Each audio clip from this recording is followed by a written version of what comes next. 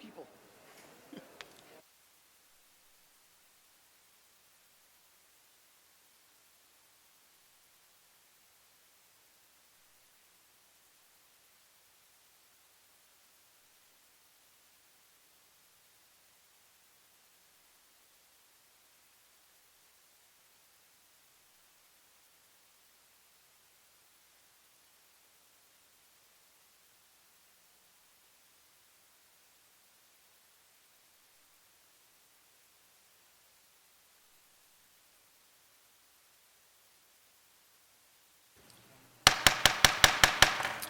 Thank you for being here this evening. I'd like to call the special City Council meeting to order on Tuesday, February 7th.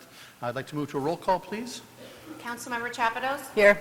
Councilwoman Gussie? Here. Councilmember Manfredi? Here. Councilmember Smith? Here. Councilmember Wade? Here. Vice Mayor Brown? Here. Mayor Price? Here. Mr. Mayor, we have a quorum. Great, thank you very much. Well, again, thank you very much for being here. This special meeting this afternoon is to discuss, I'll just read you the agenda item. Hear public comment concerning global utilities, billing practices, and reliability of service issues within the City of Maricopa. This is for discussion only.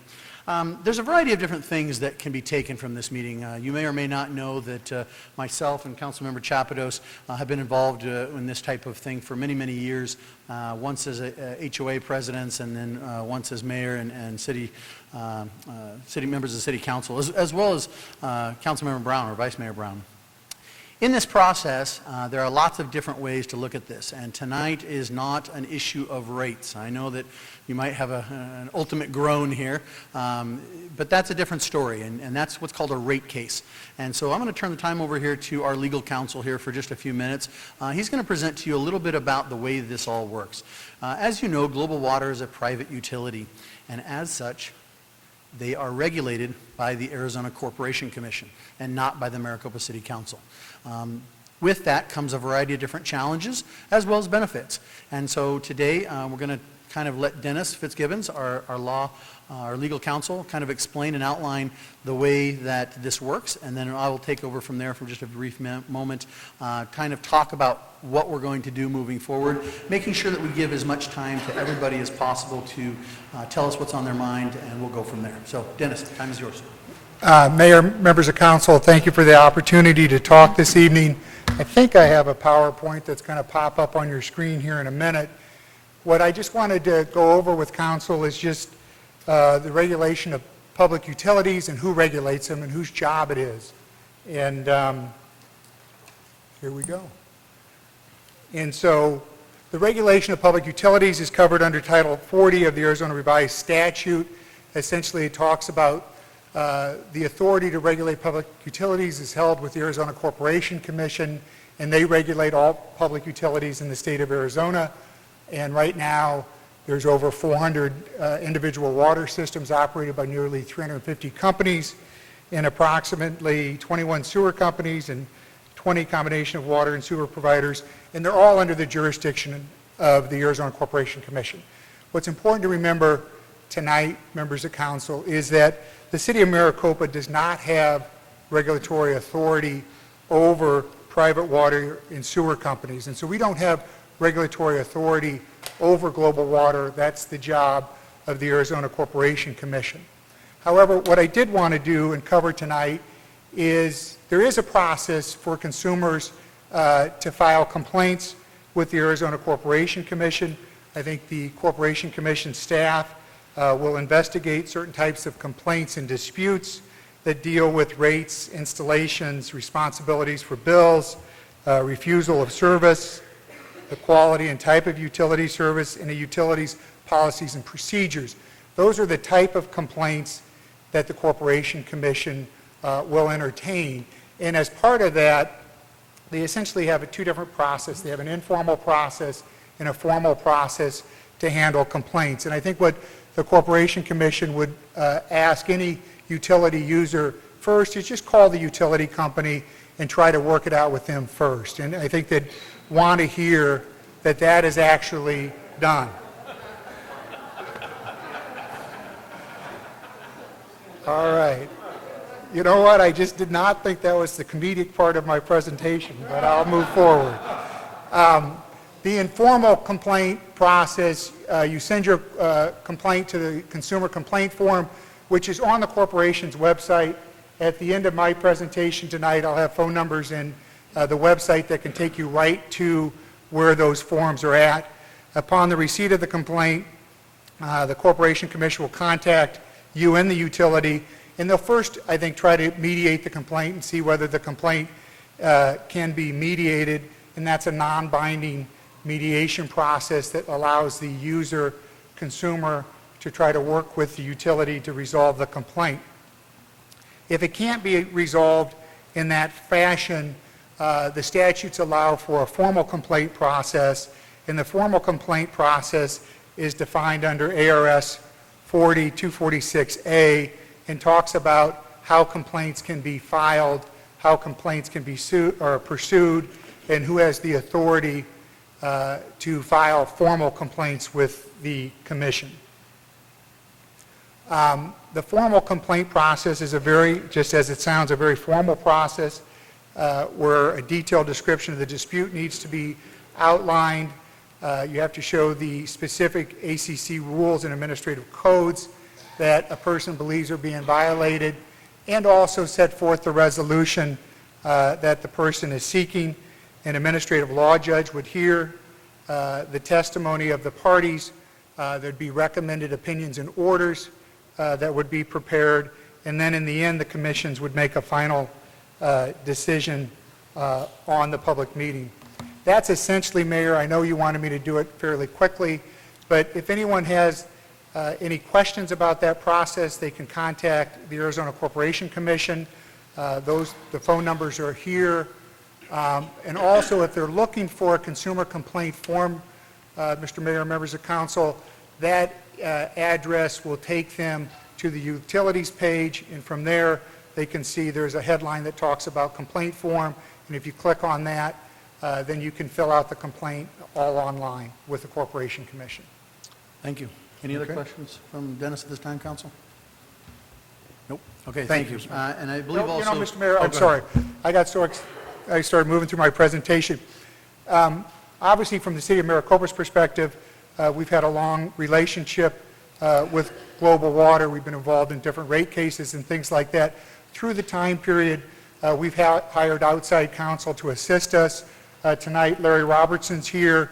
He's the city's outside counsel that assists us with Corporation Commission matters. He represented the city in the last rate case, and so he's here also tonight, Your Honor, if there's other questions that arise. So Mr. Robertson's made himself available, and we appreciate having him here. Great, thank you very much. I believe also we have those forms out there on the table. I believe you should have seen two tables when you walked in. Global Water has a table so that if you have questions and concerns, you can approach them there. At the same time, the City of Maricopa has a table. I believe it's being staffed by Jackie and possibly Kathy, and they will also be assisting you in if you wish to leave documents or things that you want to be in the file, because that's what tonight is all about. Tonight is about listening to you. Council, it is a public meeting, and so therefore you may ask questions if you have them. But really the point is to listen to you. There's a lot of you here, and I expect more to come as the night goes on, and that's a good thing. At the same time, though, we can't fit everybody in these chambers, so we have some overflow. If you get a chance to speak, and then if you wouldn't mind, again, this is up to you, but if you wouldn't mind, I would love for you to leave the documents you wish to with the file and kind of make your way out so others can come into the chambers, so they may have a chance to speak. We are going to do this process like this. At this point, it is 5:10, and this lasts till 7 o'clock. We have a council meeting at 7 o'clock. We have many presentations and things that are going on to do the city's business at that time, after which we have an e-session with about 6 items on it. So those of us up here won't be leaving until about 1 or 2 in the morning. Therefore, we're going to stick to this time schedule, and I want to hear from as many people as possible. But I also want to be fair, and just so you know, at the end of this, at about 6:45, we will end the public testimony, and we will move to Global Water.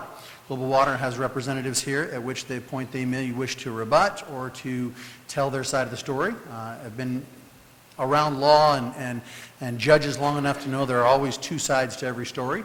But at the end of the day, I think the purpose of this meeting is to gain resolution. It's to gain a fix to the problems that we're having. I don't think there'd be this many of you in a room if there weren't problems, and that's the whole point. Now, sometimes it means getting creative, sometimes it means working out differences, and sometimes it means working through things that we simply disagree on. And that's the purpose of this meeting, is to be a fact-finding, fact-gathering meeting.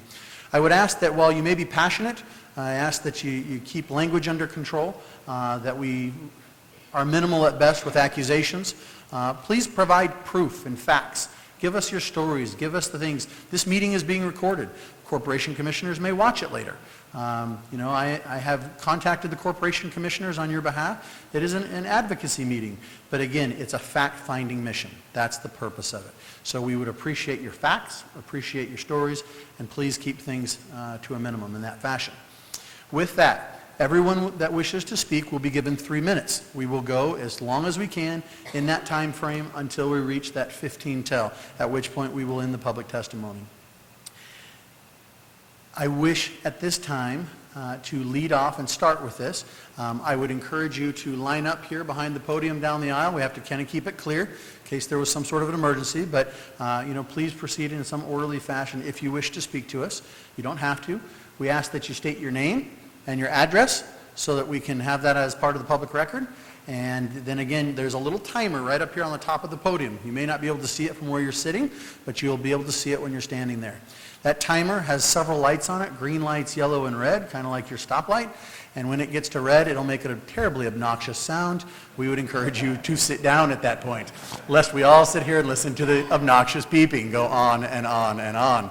So with that, please, if you wouldn't mind, that would be fabulous. I will start with 2 individuals that I promised could go first. And the first one we'd ask to come up is Marty McDonald, and then Howard Wagner, and then everybody else may proceed as you see fit until the time limit. Thank you. Good evening, Mr. Mayor, members of the council, and to city staff and esteemed residents of our town. Knowing that we've got a shot clock here, I've got several bits of information, but I know when I was in 5th grade, and this is going to be a short story, I wore a Spuds McKinsey t-shirt to school, and I got summoned to the principal's office and told to turn that shirt inside out. It was a Bud Light t-shirt. Good choice, bad choice. But upon telling my mom what was going on, we had the ACLU involved. And I learned something from my mom at that point in time, that when you feel a wrong is being pushed upon you, or someone else's will or beliefs are being pushed upon you, it's okay to stand up and fight. It's okay to push the system. And so it's a lesson that I learned, and I also learned that in tough times, you don't fold over and run away.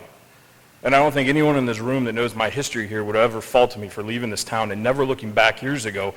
But I chose to stay because I believe in this town, I believe in its future, and I believe in its people. And I believe in the fundamental right of due process. So when we look at global water, and we look at the history, it's been interesting. I know how the formation took place. A lot of people in the early days of global water made a lot of money upon its formation. Global Water was a great partner of the city. They did a lot of great things. But at some point in time, and Lord knows when, that train fell off the tracks. And since then, since the ACC hearing several years ago, there's been a lot of challenges. And the community has a lot of heartache. When we look at a lot of things that are public information, such as the SEC filing of global water, we know there's a lot of details in there. And this was filed within March of last year. And if you haven't read it, I would encourage you to go online and read it. And I would encourage everyone in this room to go online and read it. We know that Global is traded on the Toronto Stock Exchange. We know they have the right to make money. That's not anything up to be debated. We also know their CEO made a cool $1 million in bonuses with the dealings not only here in Maricopa, but also in Buckeye. Now that I do have a fundamental issue with. Water is something that is necessary for our survival, it's necessary for the growth of this town, and it should not be a profit center for a company off of water. That is a fundamental issue that needs to be addressed at some point, and I welcome Global to rebut that. I also know that under Section 3.19, under their litigation schedule, they have listed 13 items, one of which is a potential nitrate issue in the Maricopa Meadows well. I would like some information on that. I know that under section 3.16 titled undisclosed liabilities that there is a risk for potential liabilities arising from fire damage or pressure deficiencies in their system. They have a hard time getting insurance, and I really would like to know, and shame on me for not knowing this, if the city of Maricopa ever had insurance requirements on global water, and how often are those reviewed, and how high are those limits? So that's something that I think needs to be discussed. Your residents are frustrated. I got 45 seconds here. Global water has become a running joke within the vernacular of this community. Outside of the bubble known as City Hall and city staff, amongst the common man and common woman, Global has a horrible name. And there's great people that work at Global Water, but the company has a very poor reputation. I know this much. At 6:45, in the final 15 minutes of this presentation, Global will come up and they will share their side of the story. They will all say that we're silly. This is not a widespread problem. This is isolated onesies and twosies, but that's not the case. With me tonight, I have 1,860 plus signatures that I'll file with your city clerk. That's about 45 pages. I have 600 people on the change.org petition that I started that made comment. That's 53 pages. We pressed this at the onset 2 weeks ago, and when I had Global Water in my house, in my office, Mr. Corwin, great guy, and Beth, she's very nice, I said I would back off on my social media pressure, and I would give them an opportunity to respond. And we have our own set of issues, and I'm not going to go into those right now because we're running out of time. But you have a choice, Mr. Mayor and members of the council, before you. You can listen to us, your residents, or you can listen to Global and let Global protect the profit center. But I implore you that at the end of this, that you file a complaint with the ACC, a formal one on behalf of the residents, so we can put this matter to bed once and for all, and this town can move forward, and we can grow together, and we can have positive economic development, and we will not be hampered. So with that, that's all I got. Thank you.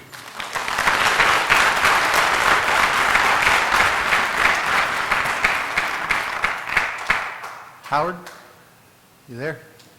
You're always there somewhere. I'm always hiding in the background. My name is Howard Wagner, work at live at 43477 West Kramer. Mr. Mayor, members of council. My family moved to Maricopa in 2006. Many of you know me behind the lens. I'm not comfortable in front of the lens most of the time. This is one of those moments I felt I have to put my camera down for 2 minutes and speak up as a fellow resident of Maricopa. I'm sorry this is going to ramble for a couple of seconds beforehand, but it does have a reason. I worked as a news photographer many years ago. I opted to change careers in the 90s to pursue a career that paid a bit better in order to be able to afford to raise a family. That actually led me to this great town or city of Maricopa. After 10 years of life without a lens, we moved here. I was able to get a camera. Shortly thereafter, I became involved in some light event type coverage of some of the amazing things Maricopa offers. Then there was the day Butterfield Elementary School opened. I decided to take the day off and grab my camera and walk with my son to his first day in second grade at a brand new school. On that day, I witnessed an issue, something that endangered our children. There was no traffic light on Honeycutt. There were no warnings on Honeycutt.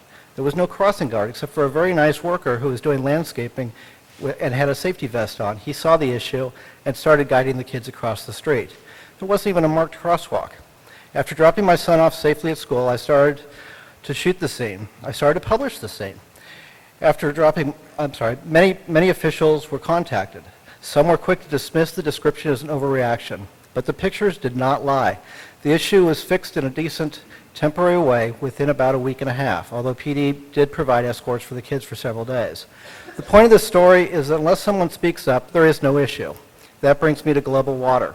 The reputation as a non-caring utility is nothing new. I have gone to more than a few meetings involving the good citizens of Maricopa complaining about Global Water's business practices. Tonight will be no different. We will hear about huge and possible spikes in water usage that last for a month and then magically go back to normal with no user innovation. We will hear about billing issues, cutoffs, and bad customer service experience when calling their phone number. We will hear Global Water state that everyone is mistaken, there must be a leak, or that meters can't read high. The issue that stands out to me on this round is the timing of the spikes. We had four water main breaks in the last few months. Almost immediately after, many people started noticing usage hikes. It does not seem to be a couple here and there. It appears to be a pretty large amount of people. Some of the documented spikes I have seen don't appear to even be possible. One can't help but wonder if there's a correlation. Some of these residents are here tonight. I'll let them represent their issues that are documented as ink on paper bills or other documentation. While this is concerning and needs to be looked at, I would like to bring up some items that are equally troublesome. Why is the infrastructure that is not very old failing? We've had a main break on Rainbow in the Meadows. We've had one on Honeycutt, Porter, and Province in the last few months. These are the breaks I am aware of. Can I ask for more time? Very short time. 30 seconds. What revenues are being used to maintain the infrastructure? Are revenues being used properly to maintain the infrastructure? The second question, when I was at the water main break on Honeycutt, many people I spoke to seemed surprised that a gas main was so close to the water main. This disturbs me on a public safety level, as well as leaves me questioning if we know what is where underground. That could become a big issue in October when the overpass construction begins. My third concern is in regards to public safety. When a water main ruptures, my understanding is the water pressure to fire hydrants throughout the city are affected. I am sure our fire department can work around that if needed, but should they have to? Can the hydrant pressure be isolated and adjusted so that only ones in the immediate area are affected? My last concern is in regard to our business. When the water main break on Honeycutt, I noticed several businesses were forced to shut down for several days. That seems a little long. I was not sure why this was not worked on from the time it broke until the time the water service could be restored, unless it had to do with the location at the time. Mr. Mayor, members of council, I know your powers are very limited on the Corporation Commission who governs the private company, but I'm here before you today to say I see a problem that is as blatant as not having a crosswalk in front of an elementary school on a very busy street. Thank you for your time. Thanks, Howard. Also, be sure to drop your comments off from that. We'll get a copy of it if you don't have a copy, and that way it can be part of the record regardless. Absolutely. Thank you. Thank you.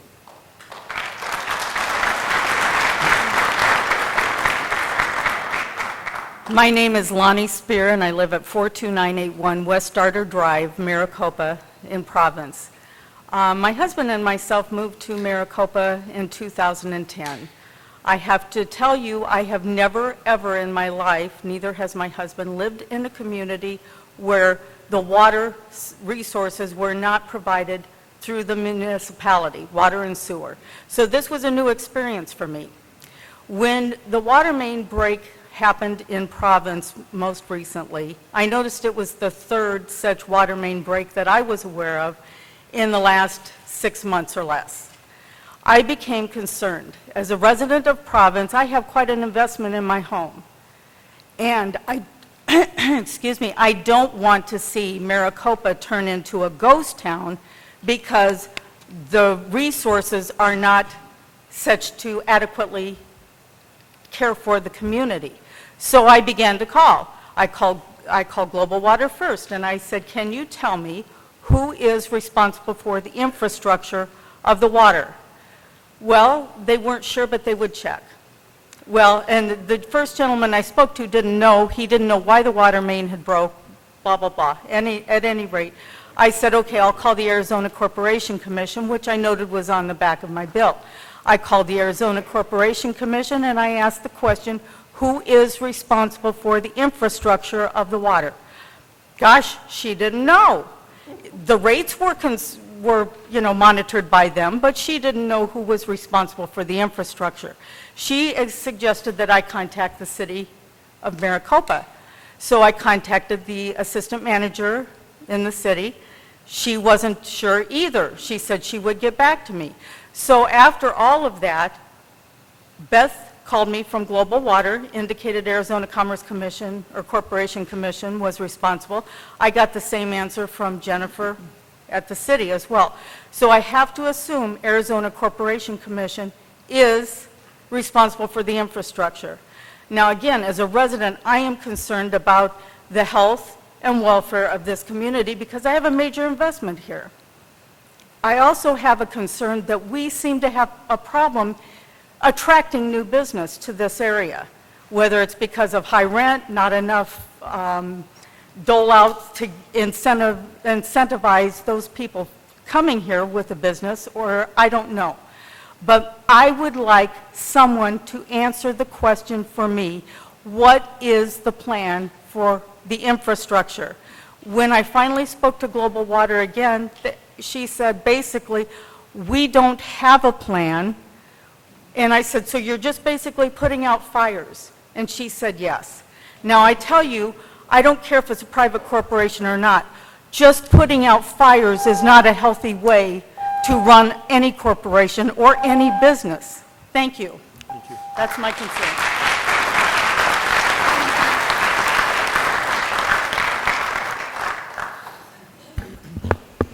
Hi, Becky Clark, and thank you for hearing us tonight.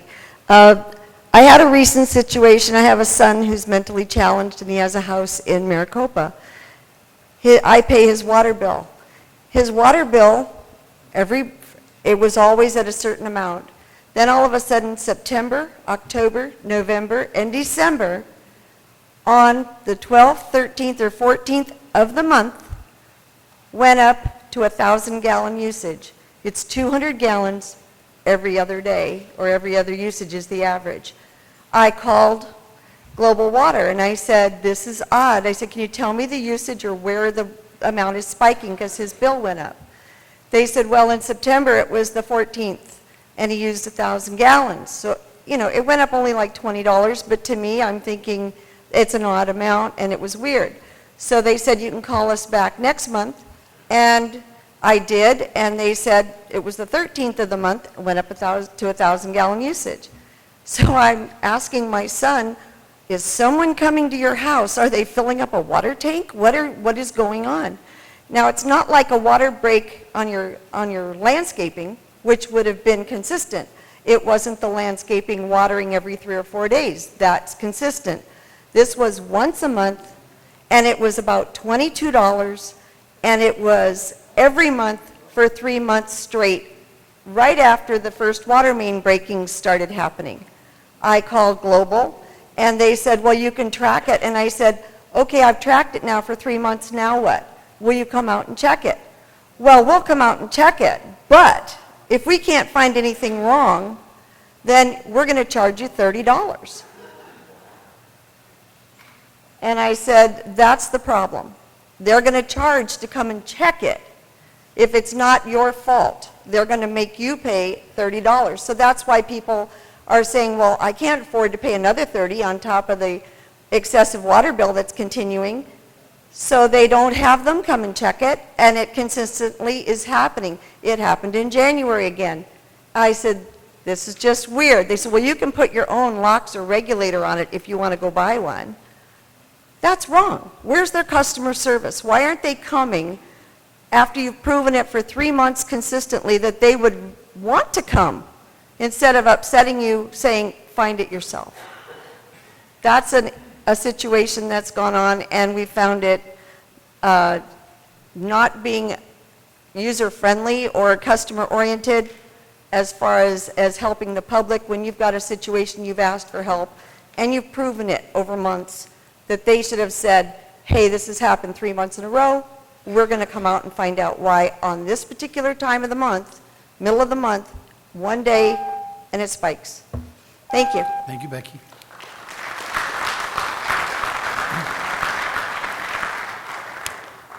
I'm Catherine Thompson. Catherine. Thank you for listening to us this evening. Many of you read my remarks in Maricopa. I was the face that took this on in the newspaper, but I moved to Maricopa 7 years ago, and we're a single-income home. And I speak for a lot of those here in Maricopa. I'm also a foster parent, so when I lose money, it's not my pocket that is affected, it's these children that I'm taking care of. And like I said, there's a lot of foster parents here in Maricopa doing that job for us. I have run into 7 incidences in 7 years, and I think that's completely unacceptable. A few years ago, I received my deposit back, and no kidding, the next month they asked me for another deposit back.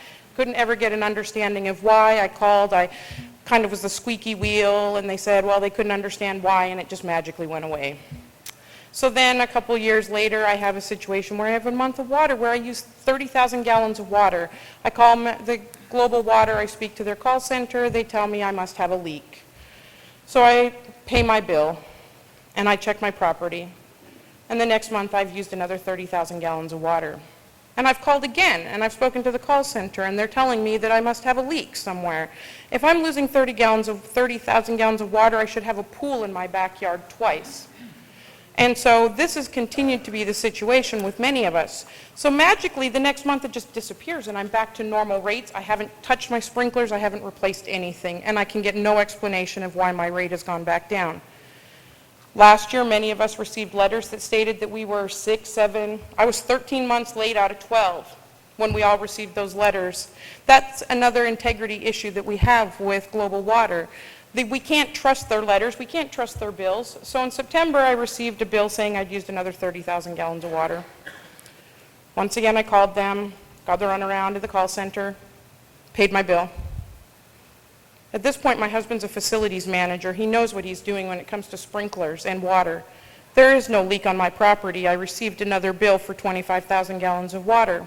I've called, I've complained, and my November bill was perfectly fine. December, I got billed 276 gallons of water. 0 in January. When I asked them to come out in September, it was going to be a $35 fee, so I waived having them come out. After they hadn't billed me for 3 months in a row, Global Water was kind enough to come out and read my meter. Guess what? It wasn't my fault, it was their transmitter.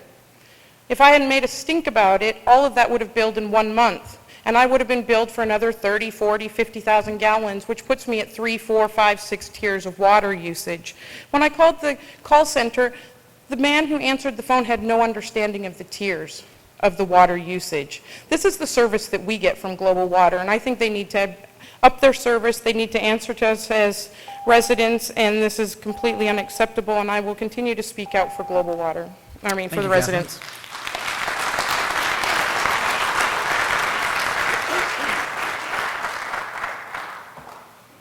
Mr. Mayor, councilors,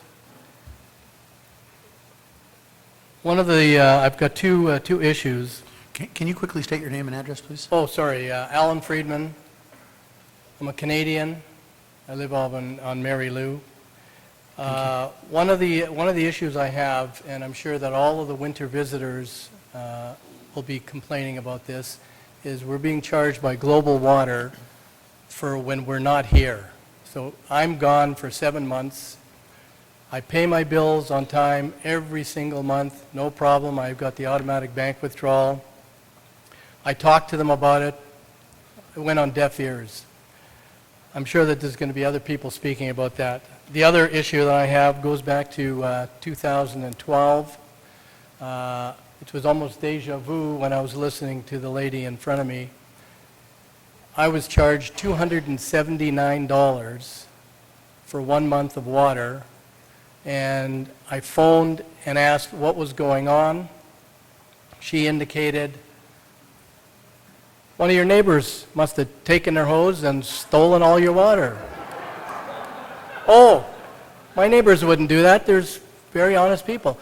Oh, well, then he must have snuck it over the fence to fill their pool. Nobody's got pools in my area.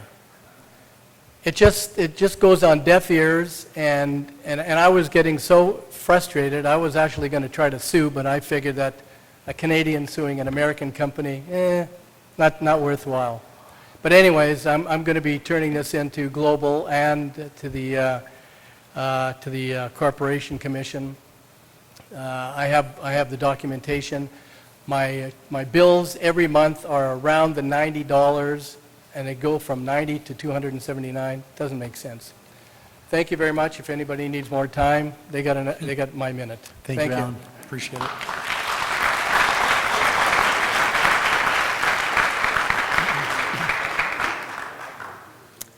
Hi. I'm nervous. My name is Jennifer, but I can't give you my address, and Jennifer, can you Oh. get closer to the Hello? microphone? There Can you hear go. now? Okay. Thank you. Sorry. My name is Jennifer, and I'd like to give you my address, but I can't because I'm in a relocation program, so I really shouldn't be up here on a public forum. But anyways, I'm here because These people are speaking very well I'm just nervous. Anyways, my opinion is I want to know, I come from a small town, California, and it gets hot there, but not as hot as it gets here, but it gets hot. I used to water my lawn front and back, and I used to complain about a $60 water charge. This is a batch of just hogwash. This is not right. $29 water basic charge, I don't like that. But this, crap, wastewater basic charge, come on. What is this? I mean, what they could do is do away with the wastewater basic charge, because I've only used water consumption $13.32. The point is that I'm nervous. I don't know.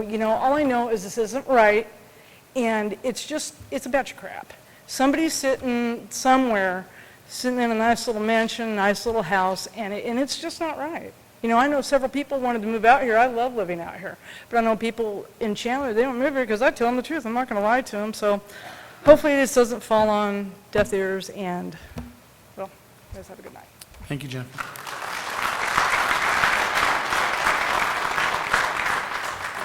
Hi, my name is Melissa Bailey. I live at 19154 North San Pablo Street here in Maricopa. First, I'd like to address the global water representatives who are here. There are more people in this room today than were at the State of the City address from the mayor, which is an annual event. So I think that right there indicates how popular global water is.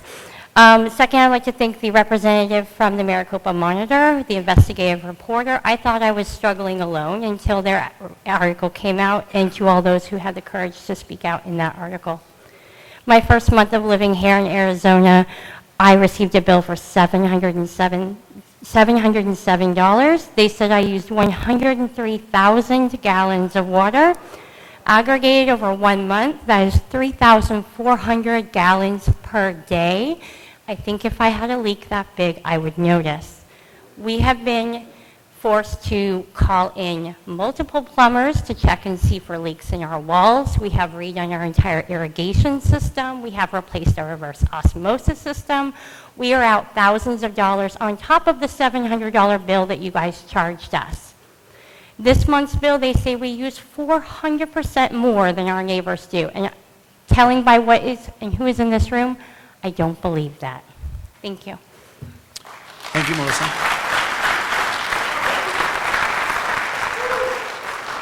Good evening.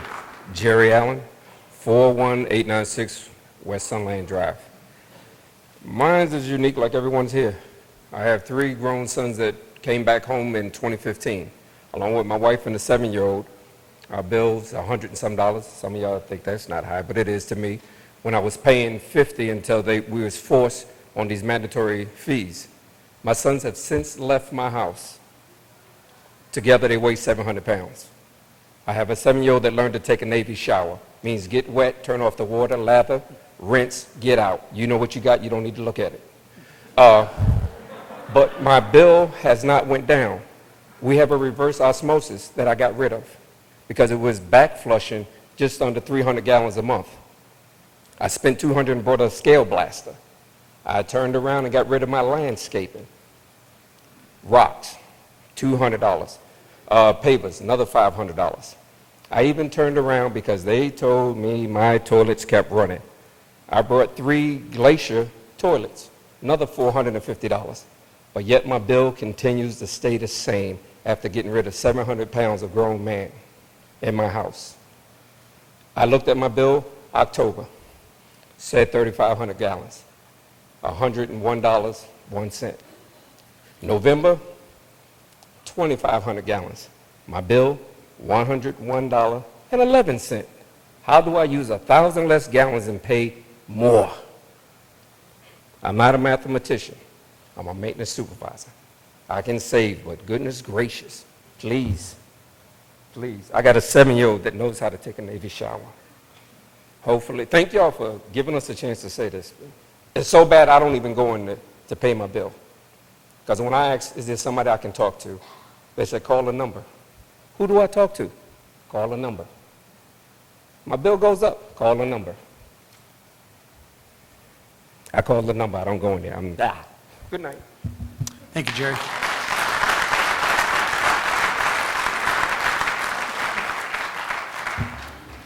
I don't have a big speech or anything. I don't know anybody here. But Can you tell I've got me- a beef can you tell with me your global name? water. Can you turn it on? Can you tell me your name? Can you hear me? Yes. Please state your name. I've got a hearing Your difficulty. name. Bob Brewer. Again, I don't know you. I don't know anybody here. But I lost my wife not too long ago. Sorry to hear that. And you guys from Global Water shut the water off. I had a sick wife, and she took baths in your water. I don't know if that killed her or not, but we have some issues, and I'm going to sort it out. One thing is the water's shut off for an hour, hour and a half. You got a sick wife, and she's laying in bed, and she's got pads underneath her because she's got a problem. And you can't get her to a tub. You can't get her to a shower. You can't clean her off. I couldn't. I went to the next door neighbor. I said, is your water off? Yeah, it's off. It's always off. It's been off 5 or 6 times on me, and I don't like it a bit. I know a little bit about water. I was tied up with a company called CST Green, and they used to do disposal water, and they worked in Tracy, California, and they got rid of a lot of issues with water. Now, let me show you what this water looks like. I haven't had time. I had a wake for my wife about 2 weeks ago. And before that, I had to calm down a little bit. I had other issues I had to take care of. But I just grabbed that water just for the heck of it to show you what it looks like. There's the water. Hasn't went anywhere. It's been sitting there ever since she passed away. I got it in a plastic bag. There it is there. And if you take a look at it, it's real yellow. All I'm saying, it looks to me like the pipes are old pipes, and you get a lot of feedback when that water shuts down. So, when you take the ponds that we got around here with regenerated water, and you take the agriculture that you have over here, and you've got that, and it's been here for a while. Pesticides. On Easter last year, I couldn't even go down the road. I had to turn around because of those guys spraying. And I've got that wrote down. But this is off the top of my head. I heard from the neighbor, so I'm here. I'm going to test this water. I'm not going to have Global Water do it. I lived in Surprise, and they had a private water company too. Does that mean I'm off? Okay, simple. Your water sucks.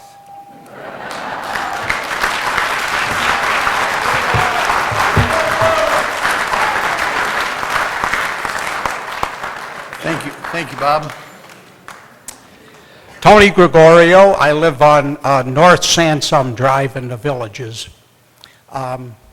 6 years ago, my wife and I moved here, and the story was, as far as the water bill, people told us, even before we moved here, that there was an $80 flat fee, and water and sewer go on top of that.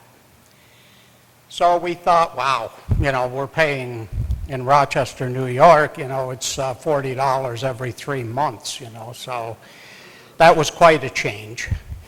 So we've been going along here happily for 6 years and still paying that flat rate fee. I'd like to know, and maybe some of us in here, or all of us possibly, would like to know who's keeping track of that infrastructure payment, that flat rate that we're paying.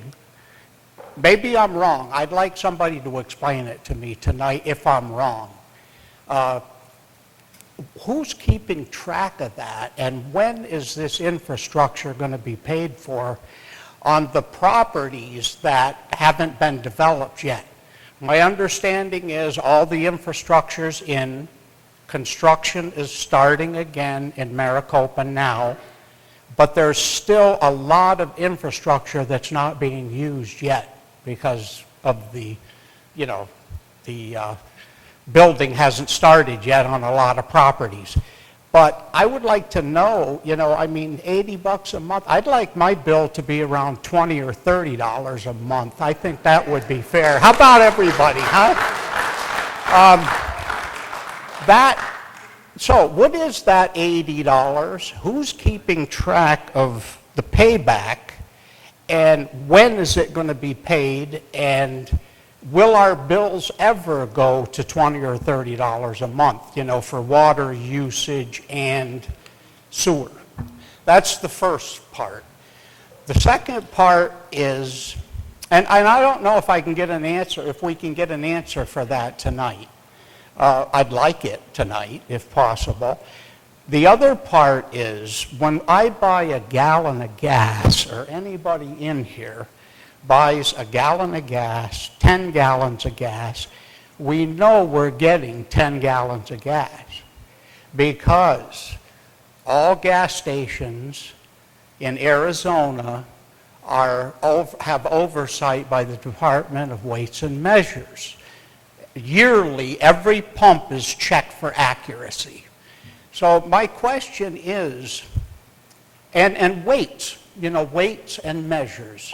It includes liquid, and when we go buy a pound of meat, we know we're getting a pound of meat, And so is the Global Water Company under the oversight of the Department of Weights and Measures? How do we know that our water meters are 100% accurate? That's my question. Thank you. Okay. Thank you, Tony. So before you start, just to answer Tony here real fast, I'm not here to answer on behalf of anybody, but Global Water representatives are here if you want to ask them, or the Arizona Corporation Commission, but I'm sure they can help give you that answer tonight if you so desire, but I just wanted to let you know that. So there's a table out there, and there's some representatives behind you. Maybe you can talk to them after the meeting. Thank you. Proceed. Hi, I'm Lisa Foltz, 44012 West Caven Drive in the Villages. I was going to start off with what he said, but I have the same question. I accepted reluctantly back in 2006 paying $100 for water, knowing that we were a growing city. We've expanded quite a bit. I would think that would be paid back, and we would be able to get back to a normal rate for, a vital provision that we need to live. So, but I'm really here to talk about what the problem the other folks have. So my household uses between 2,000 and 3,000 gallons of water a month, and I don't water my rocks. I just have mostly rocks. A tree, because my association requires a tree. So, but I have a bill too. I've done this like 4 months in the last year. You'll see my little blue bars at 2,000, 2,500, and it spikes up to 30,000. And it's really good that I could use that exactly in 1 month, and it never spills over into another month. So I really wonder how I can plan my leaks so precisely that they always fall within a specific month and they never spill over to the next month. It doesn't make sense. I also talked to the people at Global Water. I asked, geez, can you see this on a daily basis? Can you actually do daily rate checks? I said, can you do me a favor? If you see my bill going out of crazy, can you just notify me? Because you could tell me on the first day that I'm using 10,000 gallons or something, then I could stop it. I'm not wasting natural resources. They said, we have the capability, but we won't provide that feature. So one of the asks I have is, if we're really wasting precious resource and you have the capability to let us know, let us know. Let us fix it before we get a $3,000 bill or a $50,000 bill like they did in Buckeye, right? I mean, that's a simple thing to ask.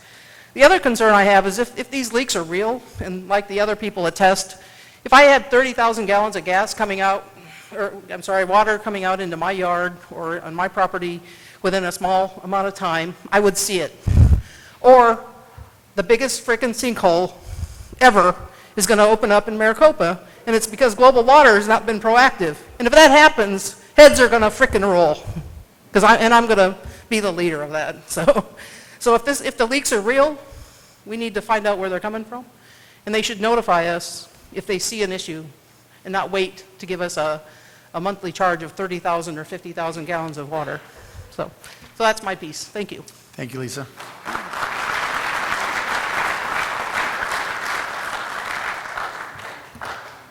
Good evening. My name is Joe Velasquez. I've lived in Maricopa for approximately 10 years. I reside over in Province. Last month, I received a bill from Global Water for $528. Well, I picked up the bill in the evening. My wife and I decided we would contact Global Water the following morning. The next morning, I received a call from Global saying that a representative was going to come to my home. They arrived about 9 o'clock that morning. Essentially, all they told me is I owe $528. I do not consume 2,500 gallons of water a day. That's just impossible.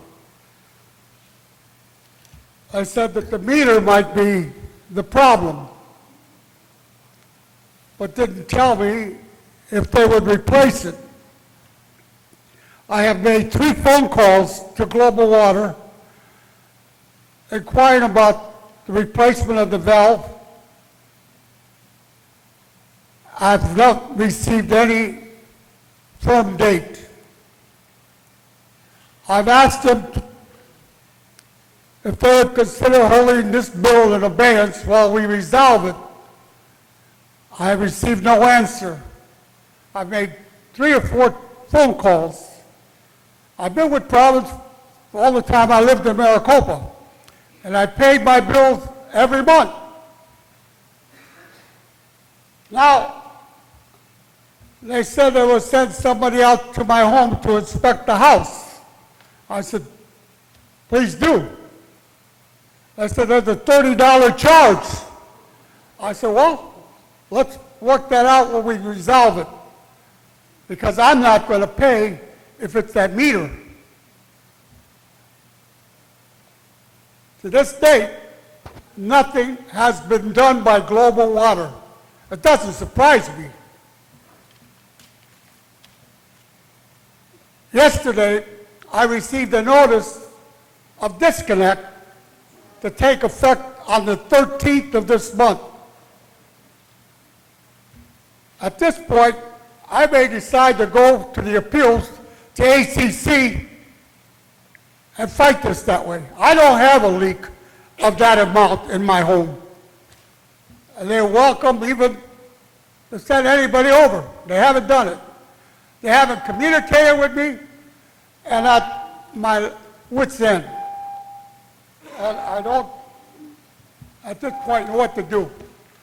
All the calls I made down there just don't give me an answer. Thank you, Joe. We appreciate your testimony.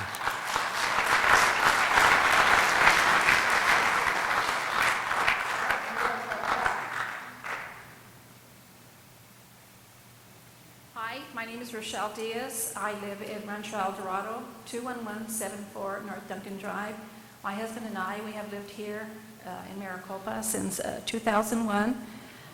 And, well, it's just my husband and I, and my problem is I received a bill from Globo for December. Well, my husband was in the hospital. He had a heart attack on November 8th. He was in the hospital for 25 days.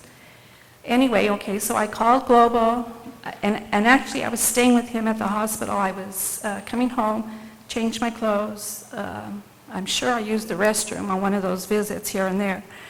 But on one of the visits, or one of the stops when I came home to change my clothes and whatnot, I got my mail. I received the bill from Globo, and it said that I had used 76,000 gallons of water. All I did was I opened the bill, I said, okay, I'll call them when I get back the next day or the couple of days. I called, I talked to the lady, she says, well, sounds like it's your water heater. Go out there and check. I went out there and checked, nothing. She says, well, then it's got to be your lawn, your irrigation is probably leaking. I said, well, it's dark right now because I'm on my way to the hospital, and when I get back, I will check it. Checked it the next day, nothing was wrong. So then I called back, and I told him, I says, well, you know, I've checked myself, nothing is wrong. She says, well, we can have somebody come down, but we will have to charge you $30. I said, well, that's fine. $30, I mean, I don't have it.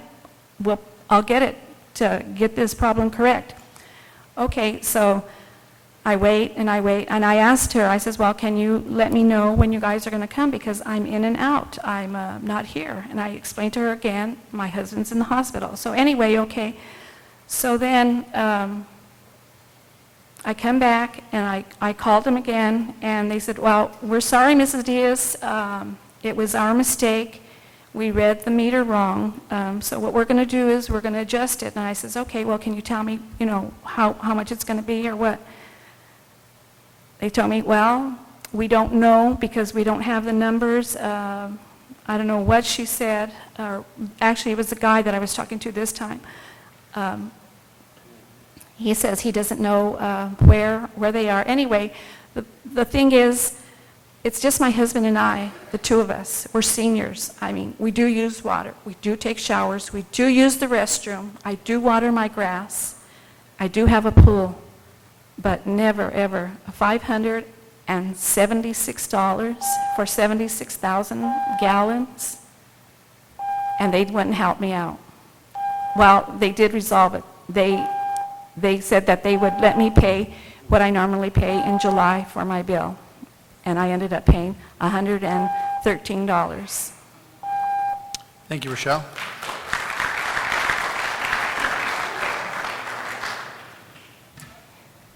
Hi, my name is Joyce Vogt, and I'm actually not a resident of Maricopa. I'm a resident of Chandler. The reason I'm here is because myself and some business partners that we own two businesses in Chandler. One is a data analytics firm that works with government, and then the other one is a cybersecurity firm. We have been watching this going on for the last few months. It started out in Buckeye, as everyone's aware. I reached out to Buckeye when it was happening there, questioning cybersecurity and whether or not there's an intentional hack on Global Water's system that could be potentially affecting the data that they're managing and using to rate and charge the customers that they have in their system. And I'm just bringing that to the attention here. This does have all the earmarks of an attack, of some kind of hack. I don't know that for a fact, but I am affiliated with the Arizona Cyber Warfare Range. These individuals could potentially do a pretty decent pen test or penetration test to determine whether or not Global Water has some kind of compromise in their system. I've questioned it now for several months, and I'd just love for Global Water to address it more from a technical perspective. Thank you. Thank you very much.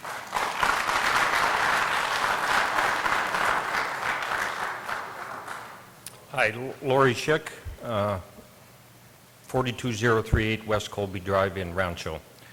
I'm a winter resident. My wife and I purchased our home in 2009, and we generally spend 5 to 6 months here.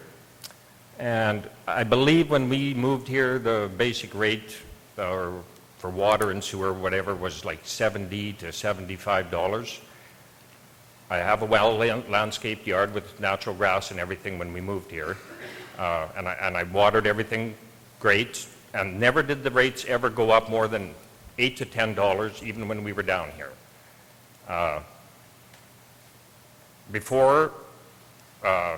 Within 2 years, I removed the natural grass, replaced it with artificial. And 3.5 years ago in summer, when we were at home, I got a bill for $830-some. I don't have the bill with me. I can dig it up. I phoned Global Water the next day and said, like, I will try and work with you, we'll resolve this, but there is no possible way. It amounted to between 120 and 130,000 gallons of water. They told me the same thing as many of the other people have said, it's all related to leaks. I have a neighbor right across the street who is here tonight, and he's also a good friend, that's in my house every second day. I had no leaks. There was no possible way it could have been. I tried to explain that to him, but I said, just get this resolved as long as it takes. I worked with them for 2 weeks, and they just got more defined and more defined. And finally, it came to, they just basically said I have to pay the water bill. And until I threatened legal action, 2 days later, I received a call saying that they'd made a mistake with one number on the water meter. Now, why did it take 2 weeks and threatening legal action? I just believe that their consumer relations is not worth the paper it's written on or anything they say. I don't believe a word they say. I've been in the trucking business for 40 years and around North America, and I think Global Water is one of the worst run companies in North America. Thank you. Thank you, Lord.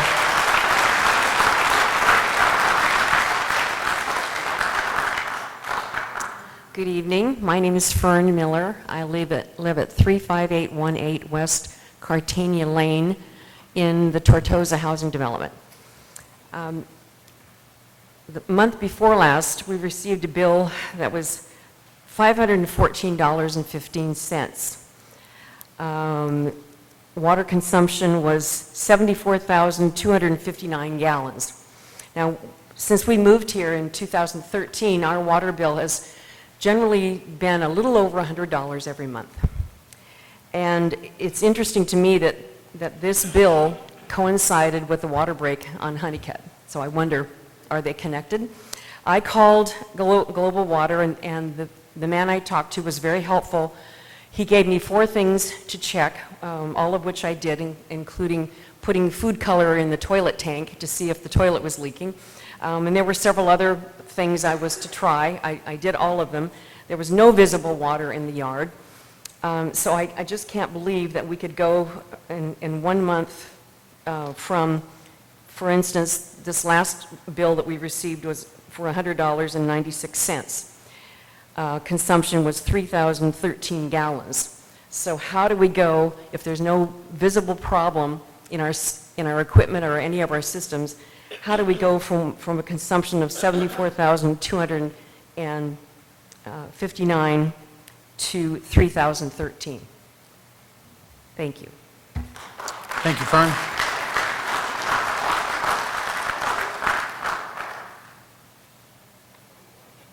Hello, Mr. Mayor and Council. I'm Eric Lockman. This is my son, Ethan. We live at 18509 North Falcon Lane in Glen Wild. I haven't had any billing issues, but I do work in the Internet of Things and metering, and I thank you for having this meeting to be a fact-finding meeting. And part of that is facts. So I want to encourage the residents of Maricopa to collect those facts. This will be resolved like a court of hearing. We will need facts to resolve it. That means take meter readings personally, take photos, take them as often as you can to track what your usage is, what the meter is saying. If you go on vacation, do the things that you need to do to make sure that everything's shut off or that you're not using water. I want to encourage the residents to do this even if they aren't having issues, because right now Global Water is going through replacing meters for their Fathom analytics. This should possibly help residents track their usage, but if we can't trust the meters, we can't trust the analytics. So measure what the meter is saying and measure it often, twice a day, at night before you go to bed, when you wake up, when you're going to and from work, whenever you can. It's going to protect yourself, and if enough people do it, we can get good data from it and put it together to have a good case on what's going on, whether it's a hack or whether it's a billing issue.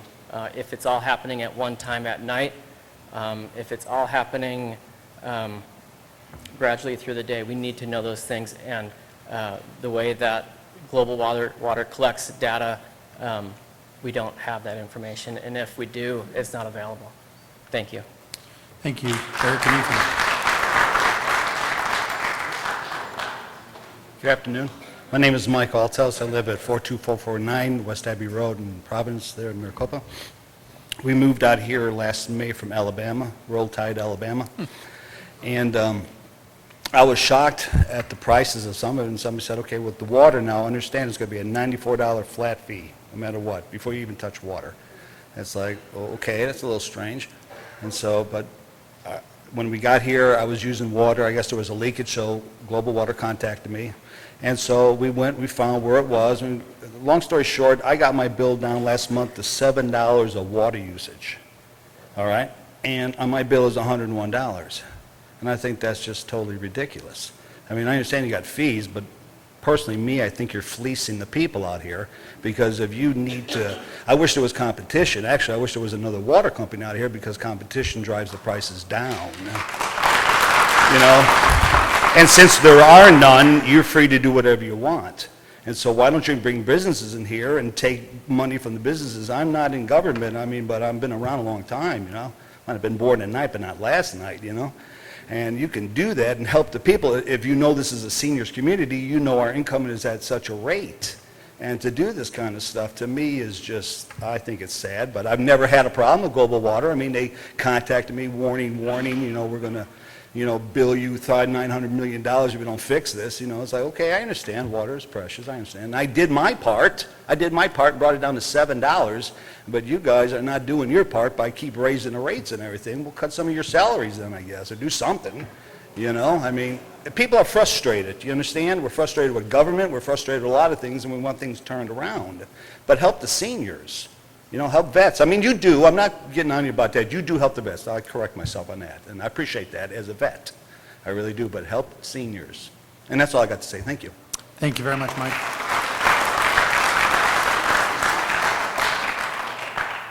Mr. Mayor, my name is Ryan Atwood. I live at 44488 West Rhinestone Road in Cobblestone Farms.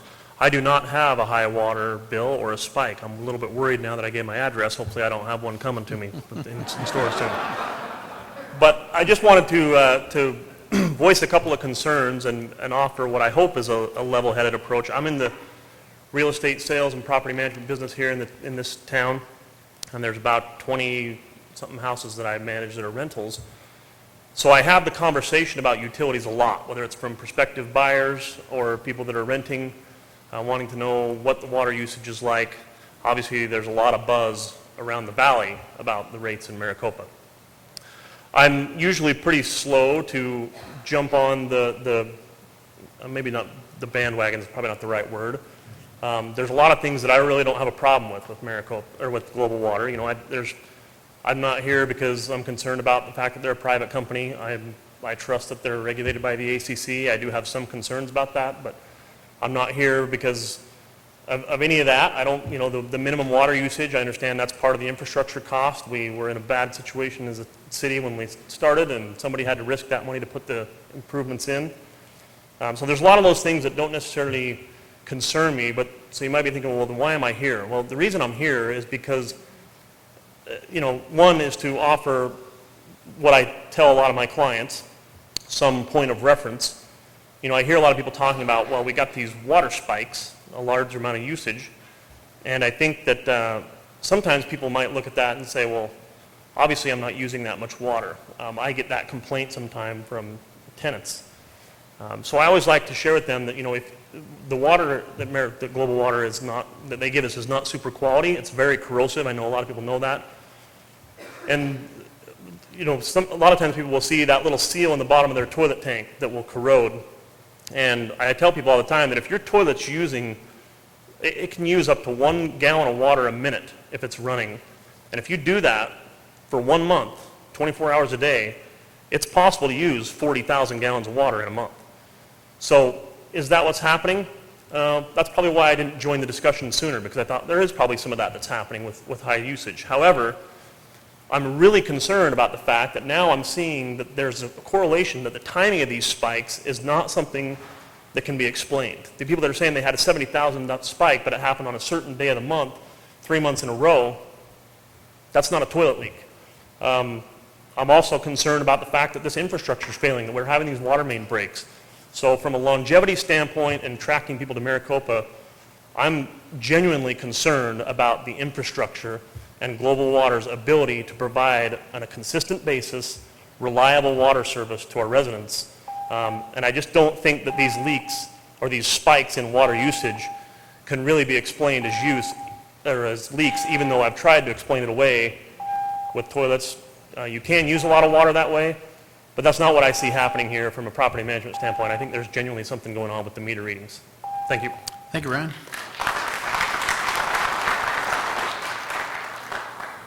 Good afternoon, Mayor, council members.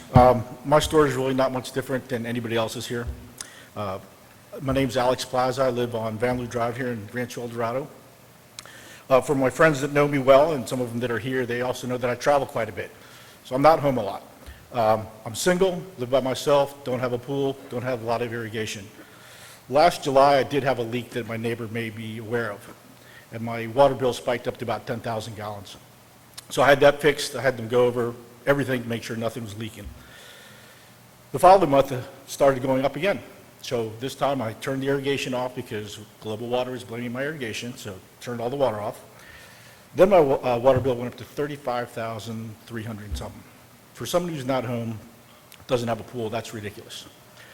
I asked them to come out and look at the meter. They said the same thing, $30, come out and check it. Or you can check it yourself, which means, and Global Water can dispute this if I'm wrong, they're going to come out and fill out a 5-gallon bucket of water and determine it was 5 gallons. I did that, couldn't really tell. Maybe the meter runs at different speeds, different times of the day, who knows. The following month, my bill again was pretty high, over 20,000 gallons. I then demanded that Global Water come out and test my meter for free and tell me what was going on. They did that at a time that I was out of town, left a service card saying that they looked at the meter, they didn't find anything, the meter's right. Ironically, the next month, my bill was only for 1,800 gallons. So what happened? That month, it was 1,800 gallons. I didn't travel, so I was home more. My kids were over. I had more showers, washing more dishes, washing more clothes. And it went way down. So there's got to be something going on with the meters, the regulation, maybe the data, something like that. Lastly, I think what I would like Global Water to do is really take the opportunity to train their staff a little bit more, because I got the same excuses. Maybe your neighbor's stealing your water, maybe this is going on. I don't think that's acceptable to blame your neighbor, right?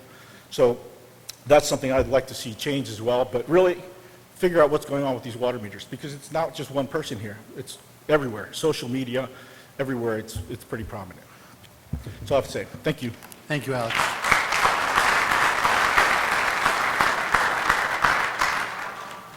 Hi, I'm Margaret Grachik, 21804 Greenland Park Drive, Cobblestone.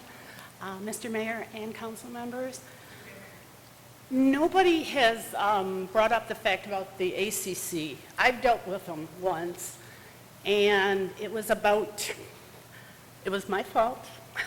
I went out of state. I came back, my bill was going to be, water was going to be turned off that very day.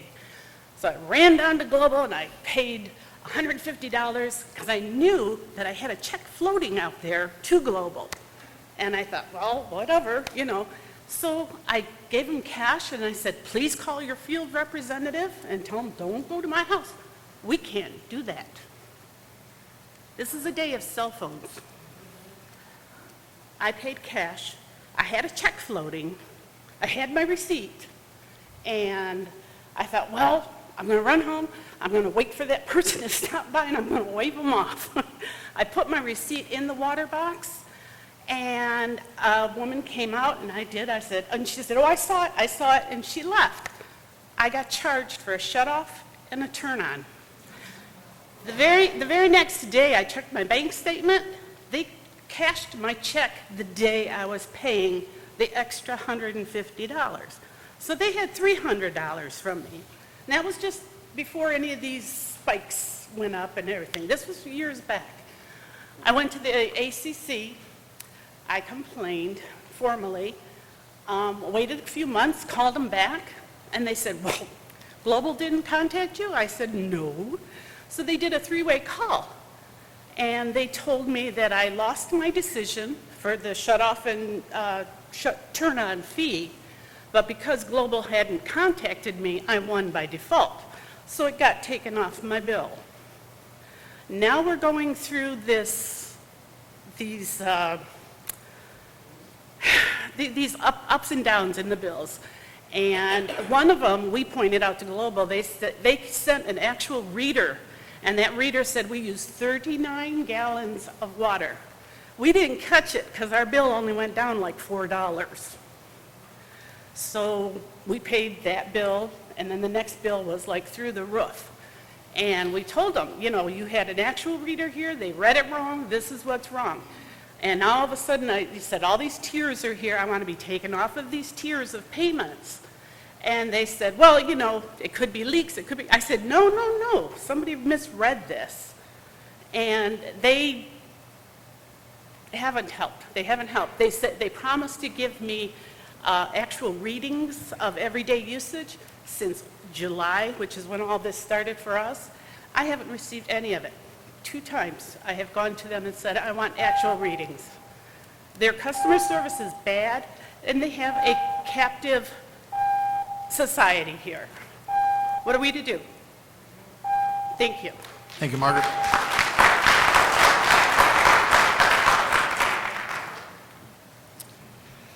Good evening. My name is Bob Albert. I've actually lived 2 different places here in Maricopa in the last 6 years. First place I was a snowbird, and we had a lot of the same problems that everybody's talked about tonight. And then we moved over to Rancho Mirage at 37678 West Olivo Street. And we haven't had any of the problems there. But the biggest problem that I think Global Water needs to address is customer service. First of all, we are getting a bill every month for the past year and a half that we've lived in our new house for both houses. Even though we moved a year and a half ago, my wife's called every month. The bill's $0, but they keep sending us a bill.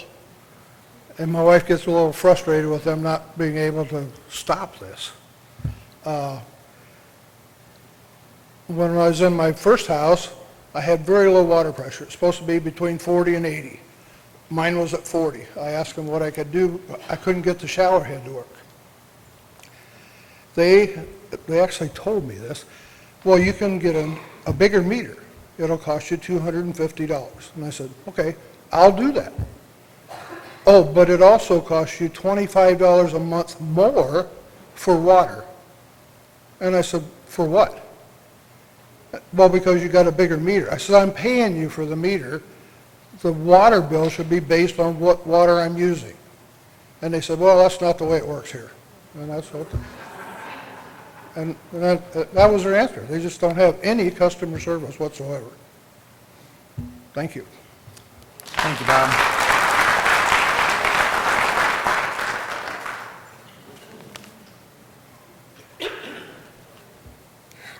Good evening. I guess I'm the last one, so I'll try to make it quick. I just wanted to say my name is Laura Lopez, and I just moved into Maricopa Meadows. I moved here about a month ago with my adopted son. This was the first big purchase that I made, that I bought a house. It's beautiful. I can afford it. As other people were saying about the customer service, I contacted the electricity and the trash, and everybody met me with great customer service. And I contacted Global Water. I mean, they were friendly for the most part, but they did tell me about the $94 flat fee. In my mind, I was like, okay, it's a little pricey, but I guess I could use all the water I want. I could take baths. I have a big tub now, and I could bathe the dogs inside. And they said, no, plus however much you use, water consumption. So I was a little nervous about that. When I received my first bill, it was actually just a notice that said, you're late. I never received the first one. It just said you owe $98. I called them and I said, show me the numbers. And I said, I didn't get the first bill, so can you at least waive however much the late fee was? Oh, no, I'm sorry, we can't do that. Okay, so I paid it.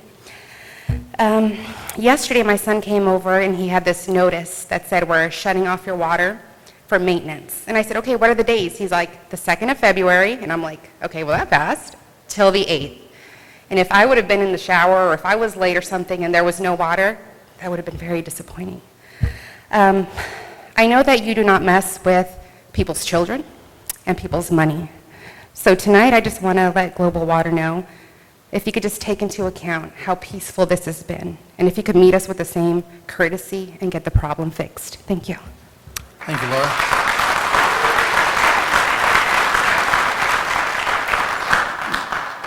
Good evening, Mayor and City Council. My name is Joshua Logan. My wife previously spoke at our address, 19145 North San Pablo Street. I personally have had the option I've purchased 2 houses in Maricopa. I was here in 2007 before, over in Desert Cedars on 44001 West Cypress Lane, and sold that to my parents, who's lived there since then. I moved over to LA, and I've been in the San Francisco area, and then also have been a federal employee working with the fiduciary program, so I see people's individual budgets to assign conservators and monitor court guardianships. Our bills in Maricopa are the highest in Arizona, hands down. Regardless of the age, regardless of the background, regardless of the income, they are the highest. Being an occupant of Maricopa and a citizen 2 times over, the biggest thing in the valley, another gentleman said, was when I first bought my house, I loved Maricopa. Price is awesome. Everyone said don't come out to Maricopa, and I loved it. I come out here and I got told you're going to regret it. Why? Because of the smell, which we've been helping out. It's been great since then. But also utility companies. Both utility companies hold a monopoly over us. In this instance, it's Global Water. Global Water has really made it amazing coming from a company that only catered to farmers to a city that's bustling and growing. And as such, that company also needs to maintain that promise to its citizens that are growing. And ACC may not be stringent enough to them. We don't have competition. They have a monopoly. And just like every monopoly, it starts to get to the point where the citizens who run the community, who actually make the rules and should be accountable for that, don't have the option to tell that monopoly you're doing something wrong. Literally, physically, mentally, morally, and emotionally. We have to choose water in our lawn lowers our house values. And then the same day I'll get a global water bill, my HOA person comes right by. My 4 trees have to be watered. My lawn has to be watered. And I still got to wash. I'm a public figure myself. So this is hard to balance that day-to-day life. Luckily, my wife and I make enough money that we can handle that. But I can guarantee you that not everybody can. And if I didn't have this option, it would suck to live in Maricopa. I would hate to live in Maricopa. Actually, I would move back to LA, and LA is way more expensive. And I hate LA, just to let you know. All right, so thank you. I appreciate this. Citizens, we need to take Maricopa over. That's what we need to do. Thank you.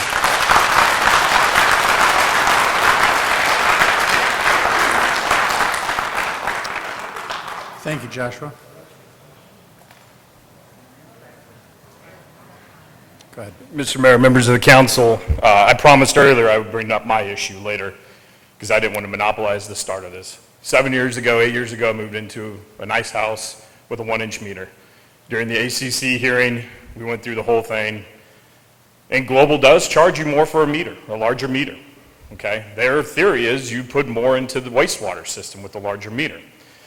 Well, with 4 people living in a house, I would challenge that. When all of this started dusting up in mid-January, I credit John Corwin for coming over to my house. It was a rainy Friday afternoon, invited him in. Very cordial conversation, nice guy, really nice guy. And I expected everything that he would say to be said. We've heard from everybody here tonight. The issue is Global Water simply does not care. Their defense for a neighbor is stealing water is accusatory, inflammatory in nature. You have a leak. These are all like stuff you would hear from a Gestapo-run organization. Their defense is the thing that has the leak, not our residents. We need to band together. You, as the elected body of this town, needs to move forward and file a formal complaint with the ACC. This is just one public meeting. You have a great turnout. You had 1,800 plus people sign a petition. There is a problem. And now in a few minutes, Global Water will come up, and I credit their CEO. I understand why he's going to get $1 million bonus. He has to sit there and listen to his company get their teeth kicked in. But they deserve it. They are failing this town. They are not helping this town. What you're going to hear in the next few minutes from them is summed up in 2 simple words: alternative facts. Thank you. Thank you, Marty.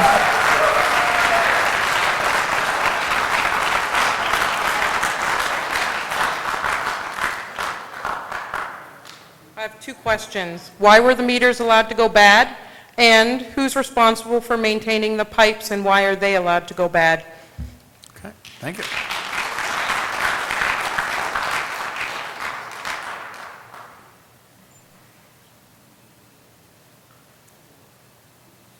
My name is Donna Turner. I live at 45009 West Buckhorn Trail, and I live in Altera.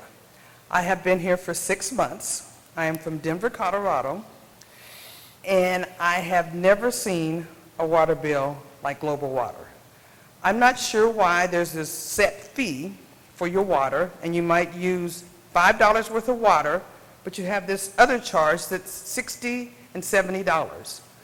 I also don't understand why your pipes are breaking. I lived in Denver. I lived in a house that was 60 years old. We never had pipe breaking problems. I just think Global is taking advantage of the people in Maricopa, and I've only been here for a little while, and I really like your city. But everybody says, you live in Maricopa, their water's too expensive, their utilities are too expensive. I'm retired, and I would like for Global to do a better job and tell me, what's that set fee for? That's what I want to know. Thank you. Thank you very much.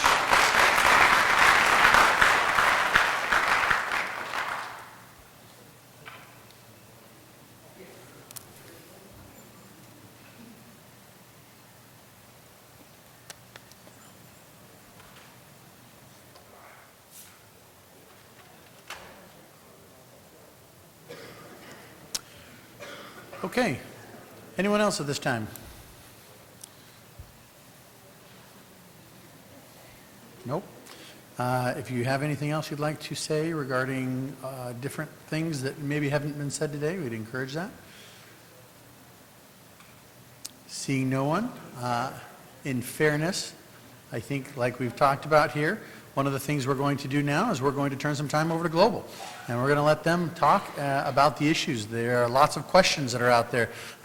You may have been seeing us up here writing. I know that all the council members here have been writing diligently. We have our own questions and such, but this is a fact-finding mission here today for you all. So we want to give Global a chance to respond, rebut, address, and also, again, provide once again, these are the people that are in charge of the water company and are regulated by the ACC. So we encourage you to seek them out afterwards. Ask them these questions if you don't feel you get these answers. There's a table outside. Again, they're here today representing the company, and so we will turn the next 15 to 20 minutes over to Ron and his representatives. I would ask that while you may disagree, just like they sat quietly for you, I would encourage that you do the same for them out of respect. I think it was said best by Laura, who said, we've gone back and forth today. We will disagree on certain things, but at the end of the day, I think it's more important to be respectful and to get resolution, and that's what we're after. So, Ron, take it away. Thank you, Mayor. Good evening, Mayor, Council. Thank you for giving us the opportunity to speak here tonight. For the audience, my name is Ron Fleming. I am the President and CEO of Global Water, and I brought with me today my entire senior management team. I wanted to be here myself to speak directly to the Council and to the concerned citizens. We regret that the city and many of our customers are frustrated with Global Water. We regret that we're here having this evening. Nobody wants to be here taking their time to deal with these issues.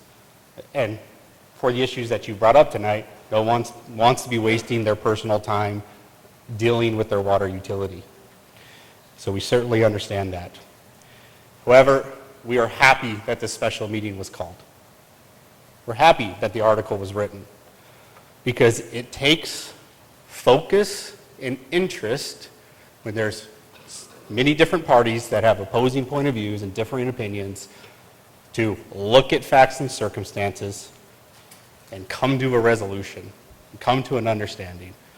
And we're certainly here to listen to everything that's been brought up, to go back and do better. But I do think that facts and circumstances matter. So before turning to those, I want to make the following perfectly clear. It's unacceptable to myself and unacceptable to Global that there's this amount of frustration in the city of Maricopa. Okay? As we've committed on several prior occasions, as you know, we've spoken at 3 calls to the public in the last 3 months. And every time we ended the statement saying, we are here to work open and honestly with the city, our customers, and the commission to address these concerns. We're an open book. We have nothing to hide. And other than this meeting, we haven't been contacted by the city. A few concerns have been passed our way, but I mean, an invite to come sit down and talk about these issues. So Global Water is a tremendous amount of time, money, resources, and goodwill invested into this city. We were one of the original companies that worked with all the stakeholders to partner together and launch a small city out of the desert that when we came in had 2 struggling, disparate developer water utilities that, as you know, Mayor, because you were one of their customers, literally had a state of emergency and were delivering high nitrate water to your customers, and your water was shut off, and we delivered bottled waters to our customers until we could fix the problem. Their wastewater systems were incomplete and not permitted and were stopped by a red permit order by the city. So we stepped in. We partnered with the city, the county, numerous developers, numerous state agencies, and we fixed the problem and launched this city, which was the fastest growing city in the country for 5 years. In fact, I personally was the first senior level employee of Global Water that was full-time boots on the ground here in Maricopa, and I moved my family here in 2005 and worked around the clock full-time for years to keep out in front of that growth. And I built the infrastructure that we're talking about today, so I can answer any question related to it. I did not build the infrastructure that we acquired from those failing utilities, and you can't do anything about it but maintain it, improve it over time. You can't dig it up and replace it. And that's a conversation for a different day. But to this day, our Maricopa utilities remain our flagship utilities and assets. We're proud of what we've done here and what we continue to do each day to make sure that this city, and really this region, Western Pinal County, can continue to grow in a strong and sustainable way, and ultimately we could all benefit from decades of further economic development and growth. I say all this only to convey one thing. We truly care about the city and our customers. And from the top down, our staff, many of which live here and work in the city, strive hard every day to deliver safe, adequate, and efficient water service. And with the projects and initiatives that we've previously highlighted for the council, we're improving. We're not here saying we're perfect. Certainly it's not perfect. Fully recognize. But we have been here telling you the projects that we're working on, most of them that will be completed this year, that are accelerating that improvement. Before I switch to the main agenda topics, which is high bill consumption complaints, it sounds like, and the concerns on reliability of service, I want to make one more point, which I just said. I've said it every time I've been here. We are not perfect. We make mistakes. And certainly some of the concerns that have been brought forth here today are probably real. And we're going to get to the bottom of it and figure it out, and we regret that. But, as I said, I need to present some facts, and facts do matter. And it's not an attempt to be overly defensive, but maybe it's the utility engineer in me. Data and facts do matter, and they should matter to you. So I asked the city, and I asked for an open mind from the customers, that as we present the facts, we're going to do it, be open to the community, we ask that you work with us and learn the details about these specific instances and what has led to this general overall perception, and then decide for yourselves if you think this is an overarching, systemic failure of massive proportion, or we're intentionally doing it, or if, although we're not perfect, generally, we attempt to provide service levels that ensure we provide safe, adequate, and reliable service, and that we actually provide more customer features, which is a double-edged sword. We heard a lot about daily meter reads tonight. There's nothing that requires us as a utility to provide data reads to our customers. In fact, there's almost no utility in the country that does it. We're attempting to do it to be proactive, to help our customers better manage their consumption, identify leaks, reduce their consumption, reduce their bills.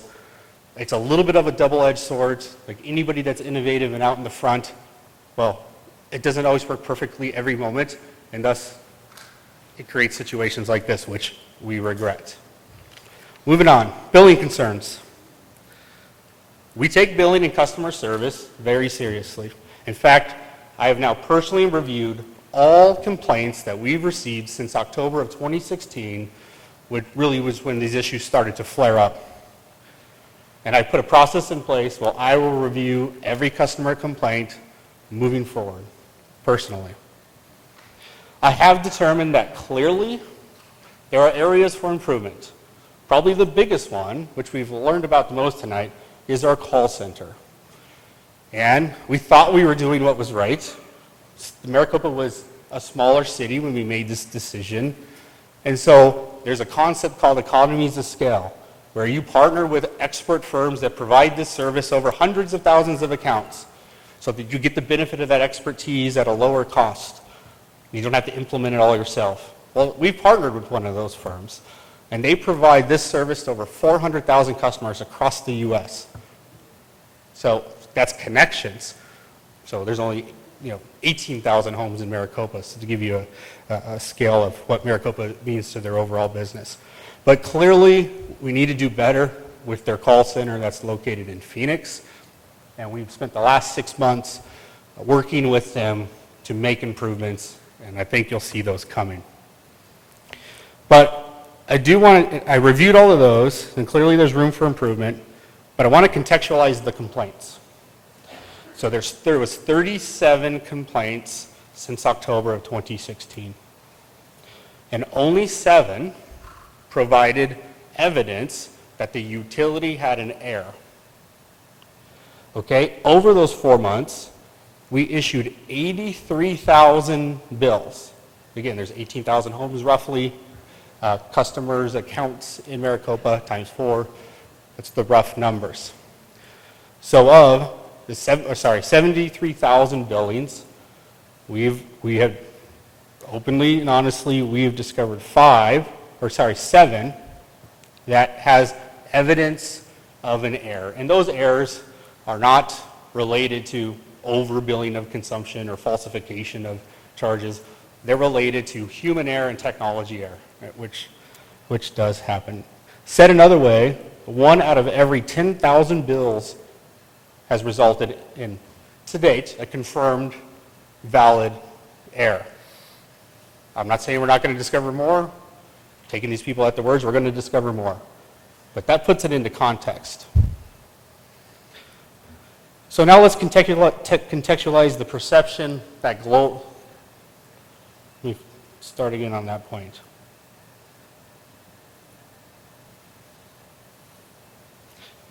Yeah, we'll move on to the next thing. I want to contextualize the perception that global water is intentionally or not manipulating and overbilling customers or creating false usage on certain accounts. To believe that issue is a widespread failure, intentional or not, one must believe that either A, the meters themselves are failing and are the problem, or 2, it's an intentional falsification in the system. As you recall, I addressed each of these points in a prior call to the public, but it's important, based on this being the biggest topic of the night, to re-walk through those issues. Global Water purchases our water utilities from the largest water meter manufacturers in the world. These manufacturers meet robust testing standards for accuracy and dependability. And every meter is tested and comes with the tag on it when it's delivered to Global Water. These meters have been relied on by thousands of utilities and millions of customers around the world. These meters function only by water flowing through a chamber that turns a nutating disc that operates a register. On that register is where you will find the historical consumption and the instantaneous flow for water as it moves through the meter. It is that reading that is then communicated back to our third-party billing vendor, who puts it in the customer information system and goes through all the processes related with that billing. Putting it on the internet site, creating bills, running exemptions, trying to identify errors, etc. Even though errors can happen further downstream, and they do, a radio endpoint that sends that meter reading to the system can go bad. In the billing process, something can happen with the way the data is input for billing or applied to the customer online portal. But at all times, on the meter register itself, there's an accurate reflection of the total consumption that's gone through that meter. We cannot falsify that register. We do not falsify that register. And even though there's errors, you can always go back to the meter and verify what's going on, or at least confirm you haven't overbilled a customer.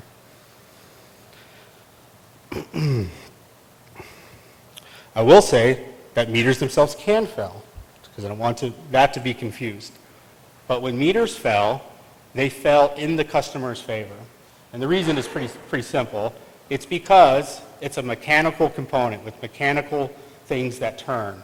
So like anything else, the more it's used, the more consumption that's flown through the meter, and water quality matters. I've heard about water quality tonight, so not to get off key, but... Sir, we're going to let him finish, and then you can come up and address us, okay? Thank you. Happy to answer any questions.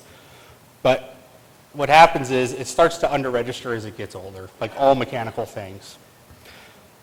Been in this industry 20 years. We've done hundreds, if not thousands, of meter tests. Because of the concerns we're hearing, we just sent 50 meters to a third-party testing agency. We can share those results with the city council. And we don't test them. It's a third party, and often it's actually the corporation commission that tests them themselves. And 100% of the time, if there's a meter error, it's because it's under-registering usage. It can't spin up faster and over-create usage.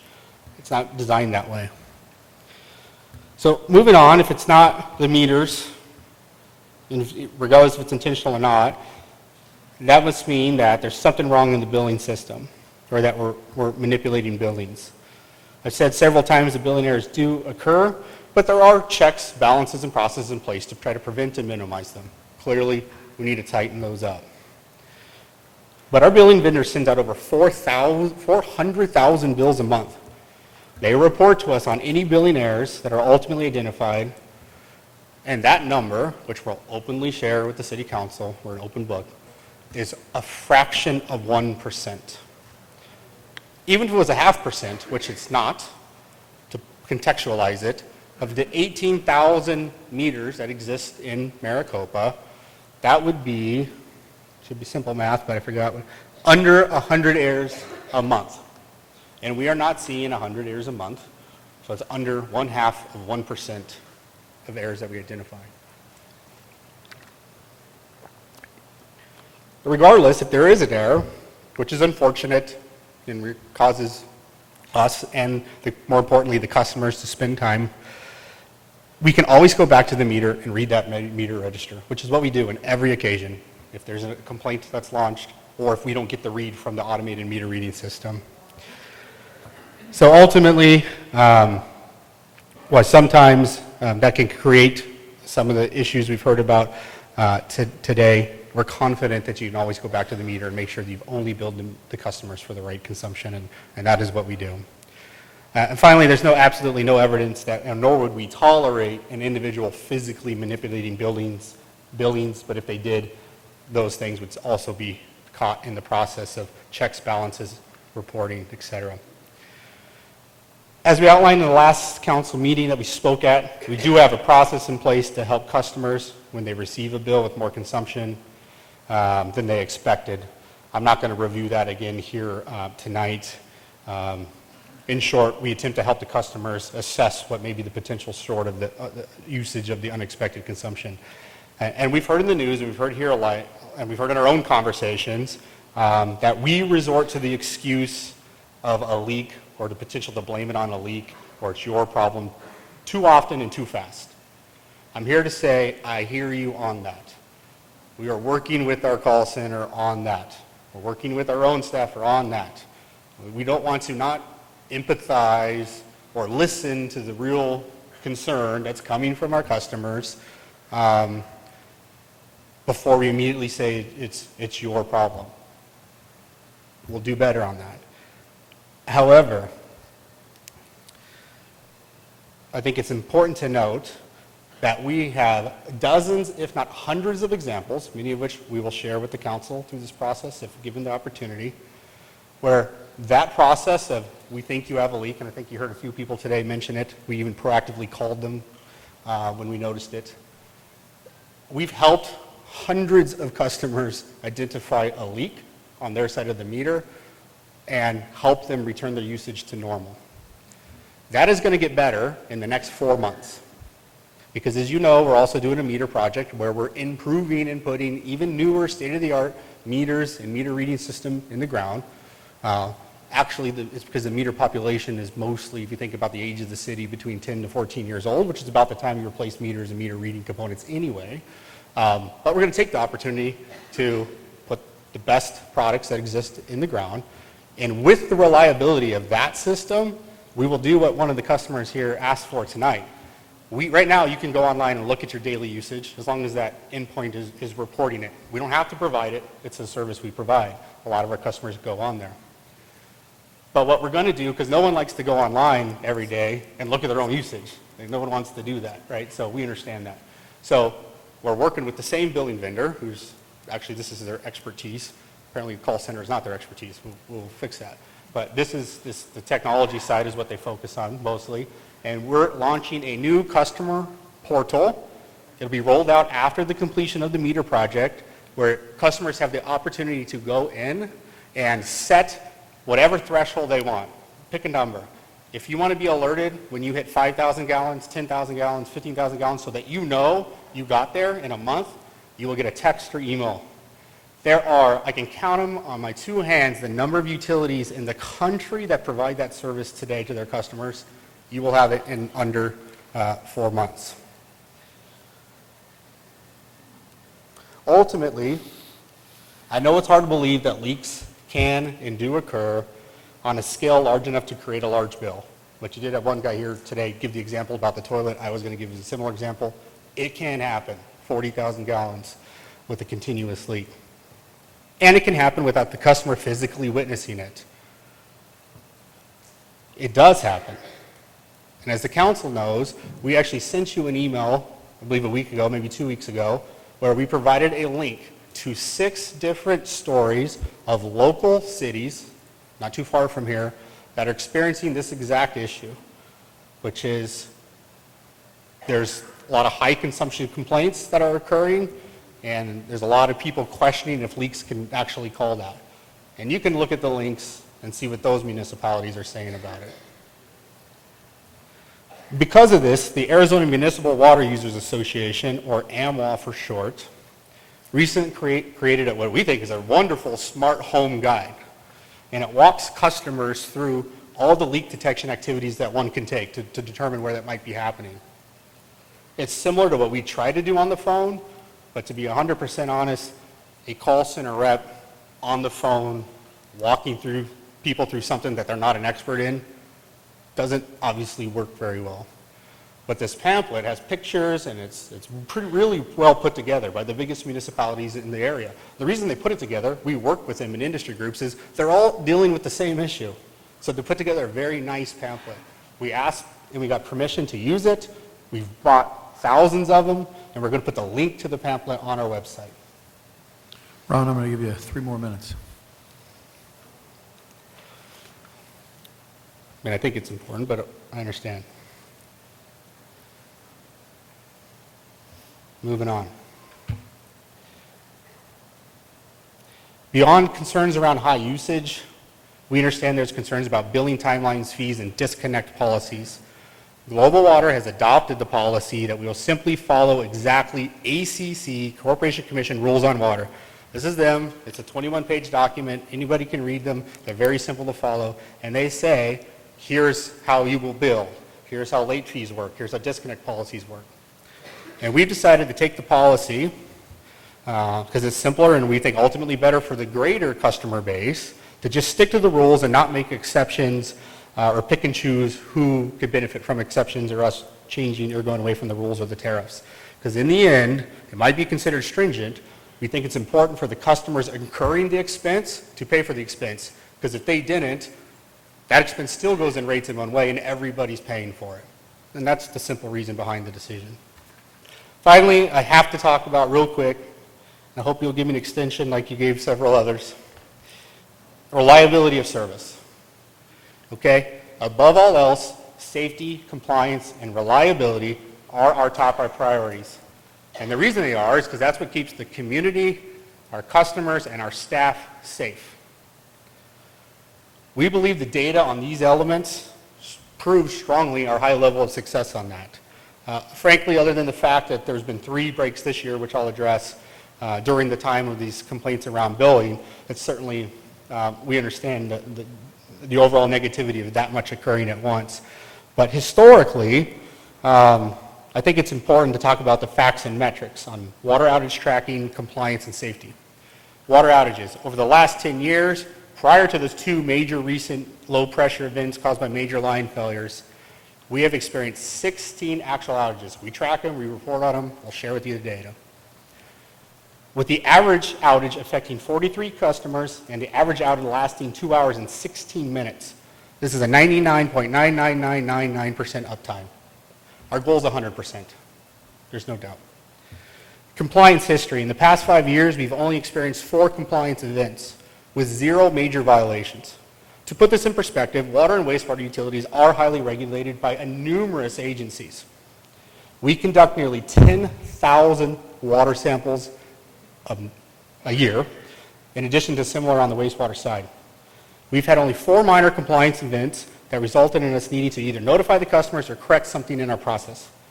And this is tracked by ADQ. It's not our data. Well, we have to submit the data, but they're the ones that we report to.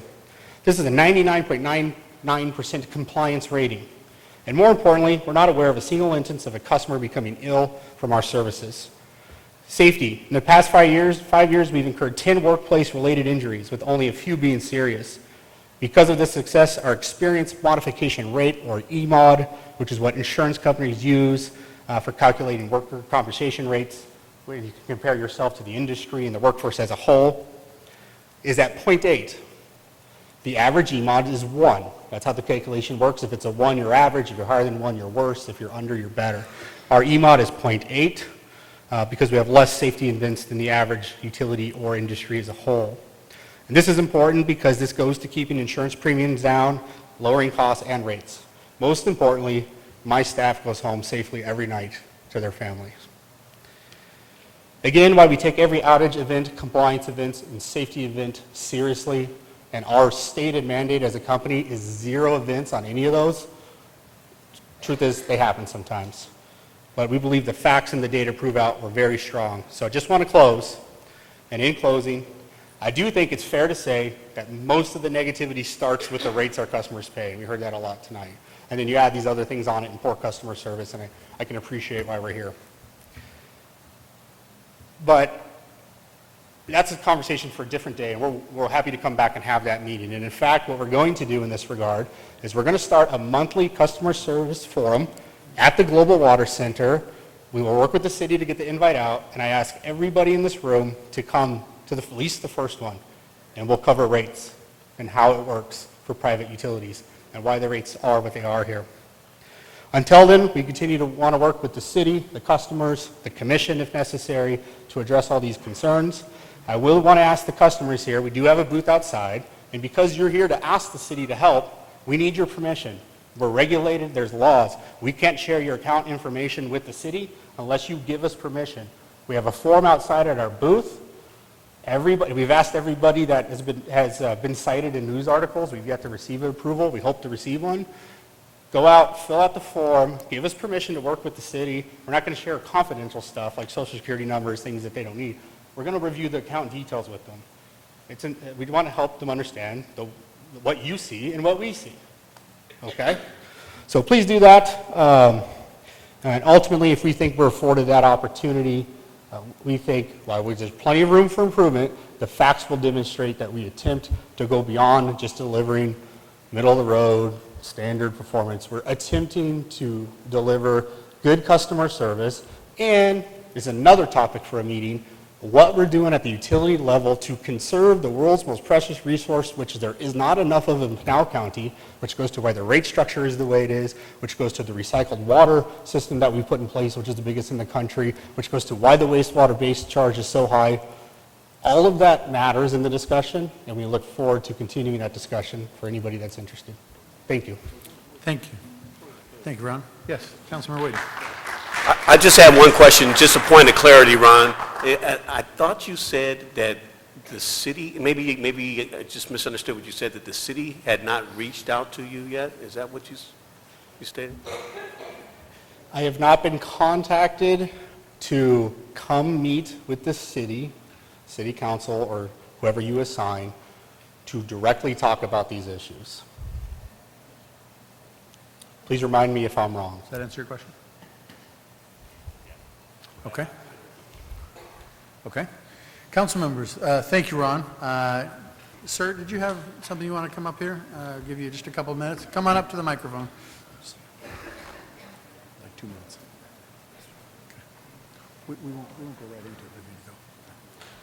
Yeah. What's that? Name's Mike Mondarico. I live in Maricopa for the past 8 years. I'm a snowbird. Now, Global Water, they have online, you could check the water. That's true. Because when I go back home, I look online and I could see my water uses. But I got a situation. They only got 1 meter in the house servicing irrigation in the house. Now, if the irrigation breaks a leak, it starts leaking water, then the house meter is still on the same meter. So I would suggest if they would split the meter up, get the different meter for the house, and monitor the water usage inside the house and irrigation. This way we wouldn't have the problem like we're having with them saying that there's been a leak somewhere and you use 50,000 gallons of water. That's my my concern with the way the system is. They're saying they're putting in new meters. They're saying that's going to be better accountability of water usage, but it's still 1 meter. Still somebody has to check the meters every month. That's the only way you can control the water usage in each house. They should have somebody go and put a meter out on the side of the house like they do in other cities, and send out a person to walk around and check the meters in each house, see what the usage is. Otherwise, if they have everything on a computer and they sit around all day long back there, taking it easy, nothing gets done.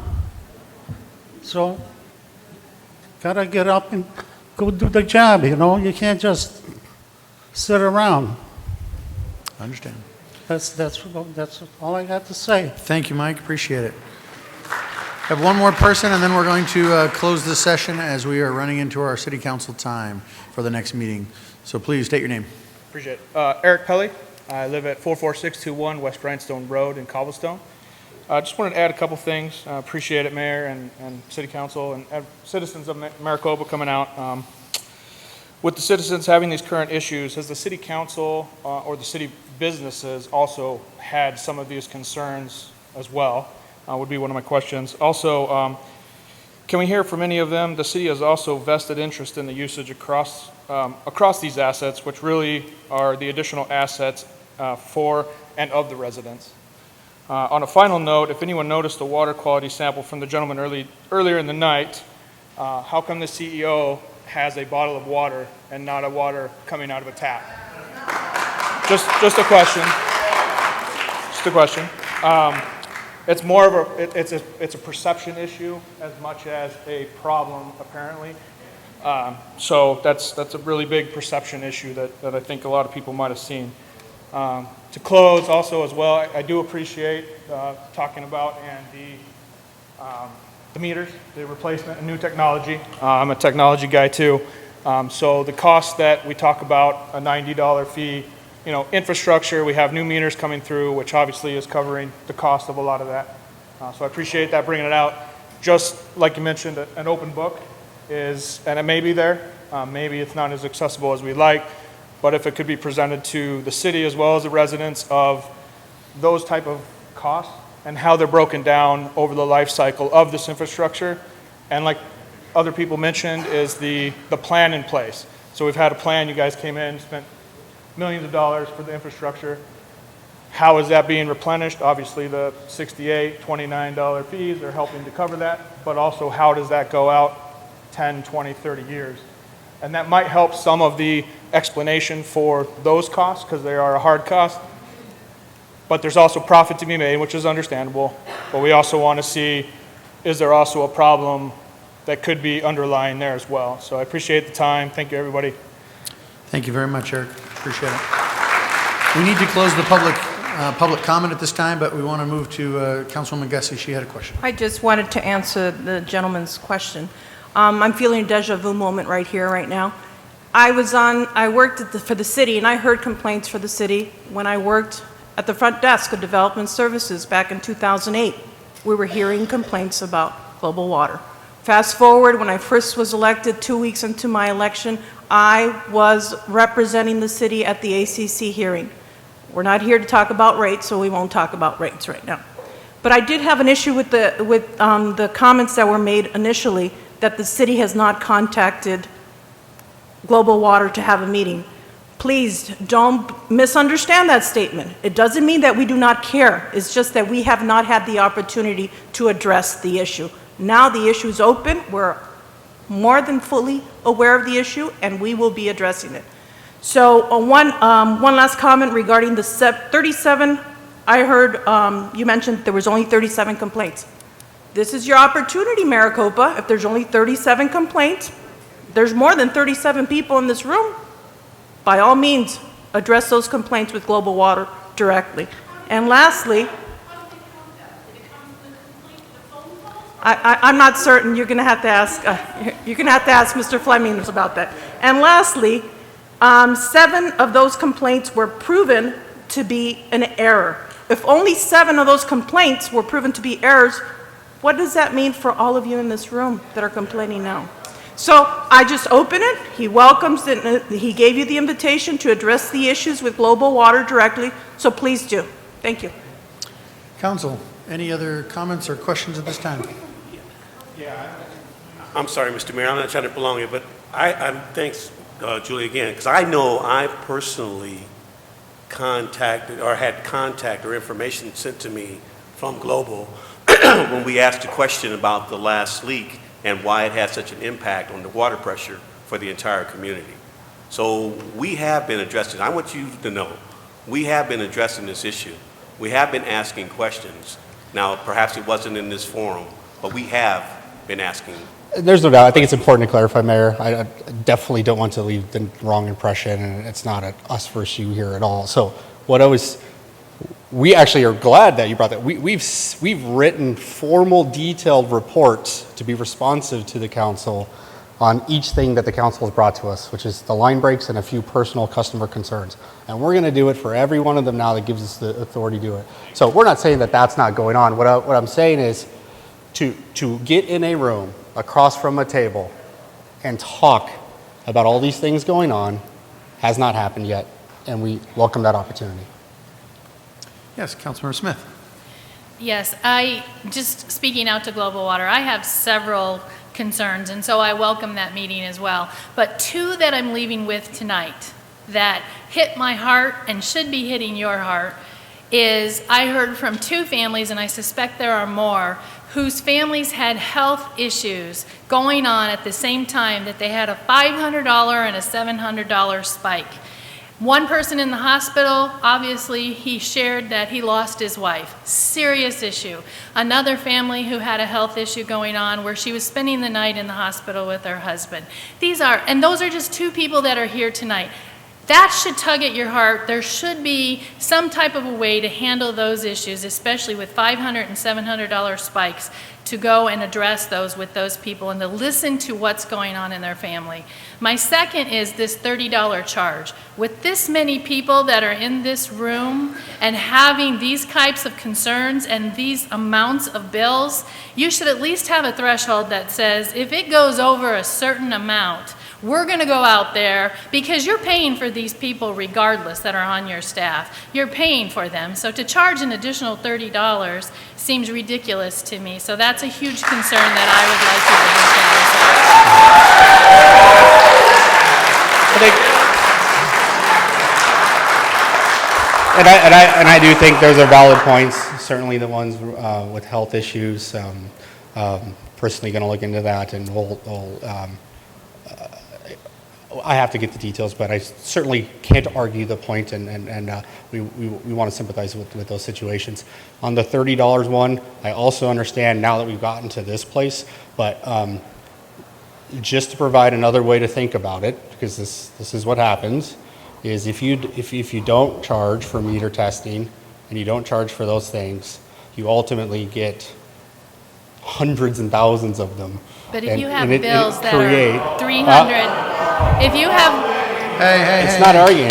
if you have bills that are 300, 400, 500, those are serious problems that I feel like you should go out and help them figure out what that problem is. So I can certainly understand that in that situation. Yes, Okay. that's not good.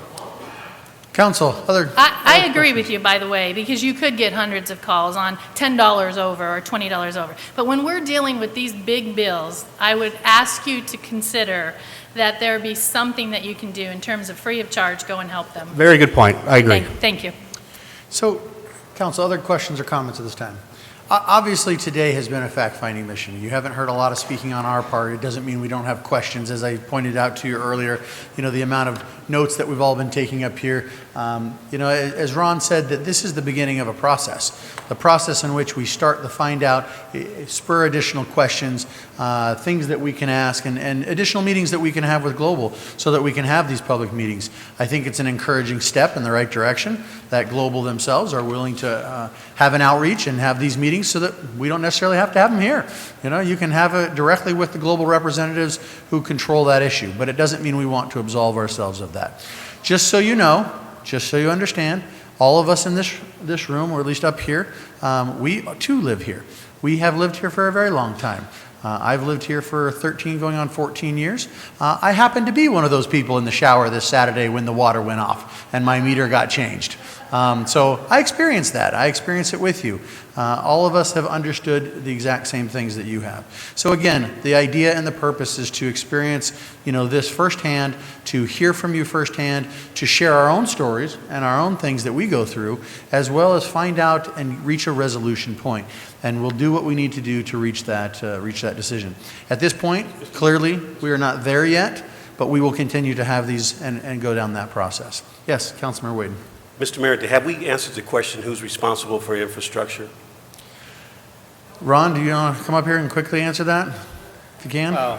Yeah, it's very simply and short, we are responsible for the infrastructure. Global Water builds, owns, and operates in perpetuity inside of the service area designated to us by the Arizona Corporation Commission, the infrastructure, full stop. There's no other way to think about it.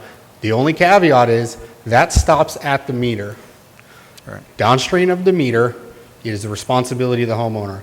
We don't have legal access to it. We don't have the right to it. We don't have visibility on it. Whatever happens on people's properties, all we can tell them is the data that we're mining out of the meters to try to help. Hey, it's a low flow issue. You can kind of tell. So maybe it's a toilet. It's a high flow issue. Maybe an outside irrigation leak. That's all we can help with, but we have no visibility and no control behind the meter. Everything on the other side, 100% ours to build, operate, maintain for its entire life cycle. Thank you. Thank you. Thank you. Well, we are 15 minutes over and into our next meeting, so we will go ahead. Can I have a motion to adjourn, please? Can I speak real quick? I held from the audience. We My already one spoke. thing was why haven't they come to the table that they talk about and actually ask for the meeting and making it your guys' reason to come to the Well, table? I think- That was my only comment. I think that's where we're at now, so we'll go from there. Thank you very much for your participation. Can I have a motion to adjourn, please? A motion, a second. All in favor, say aye. Aye. Motion carries. We'll re-adjourn in 5 minutes. Reconvene, not re-adjourn.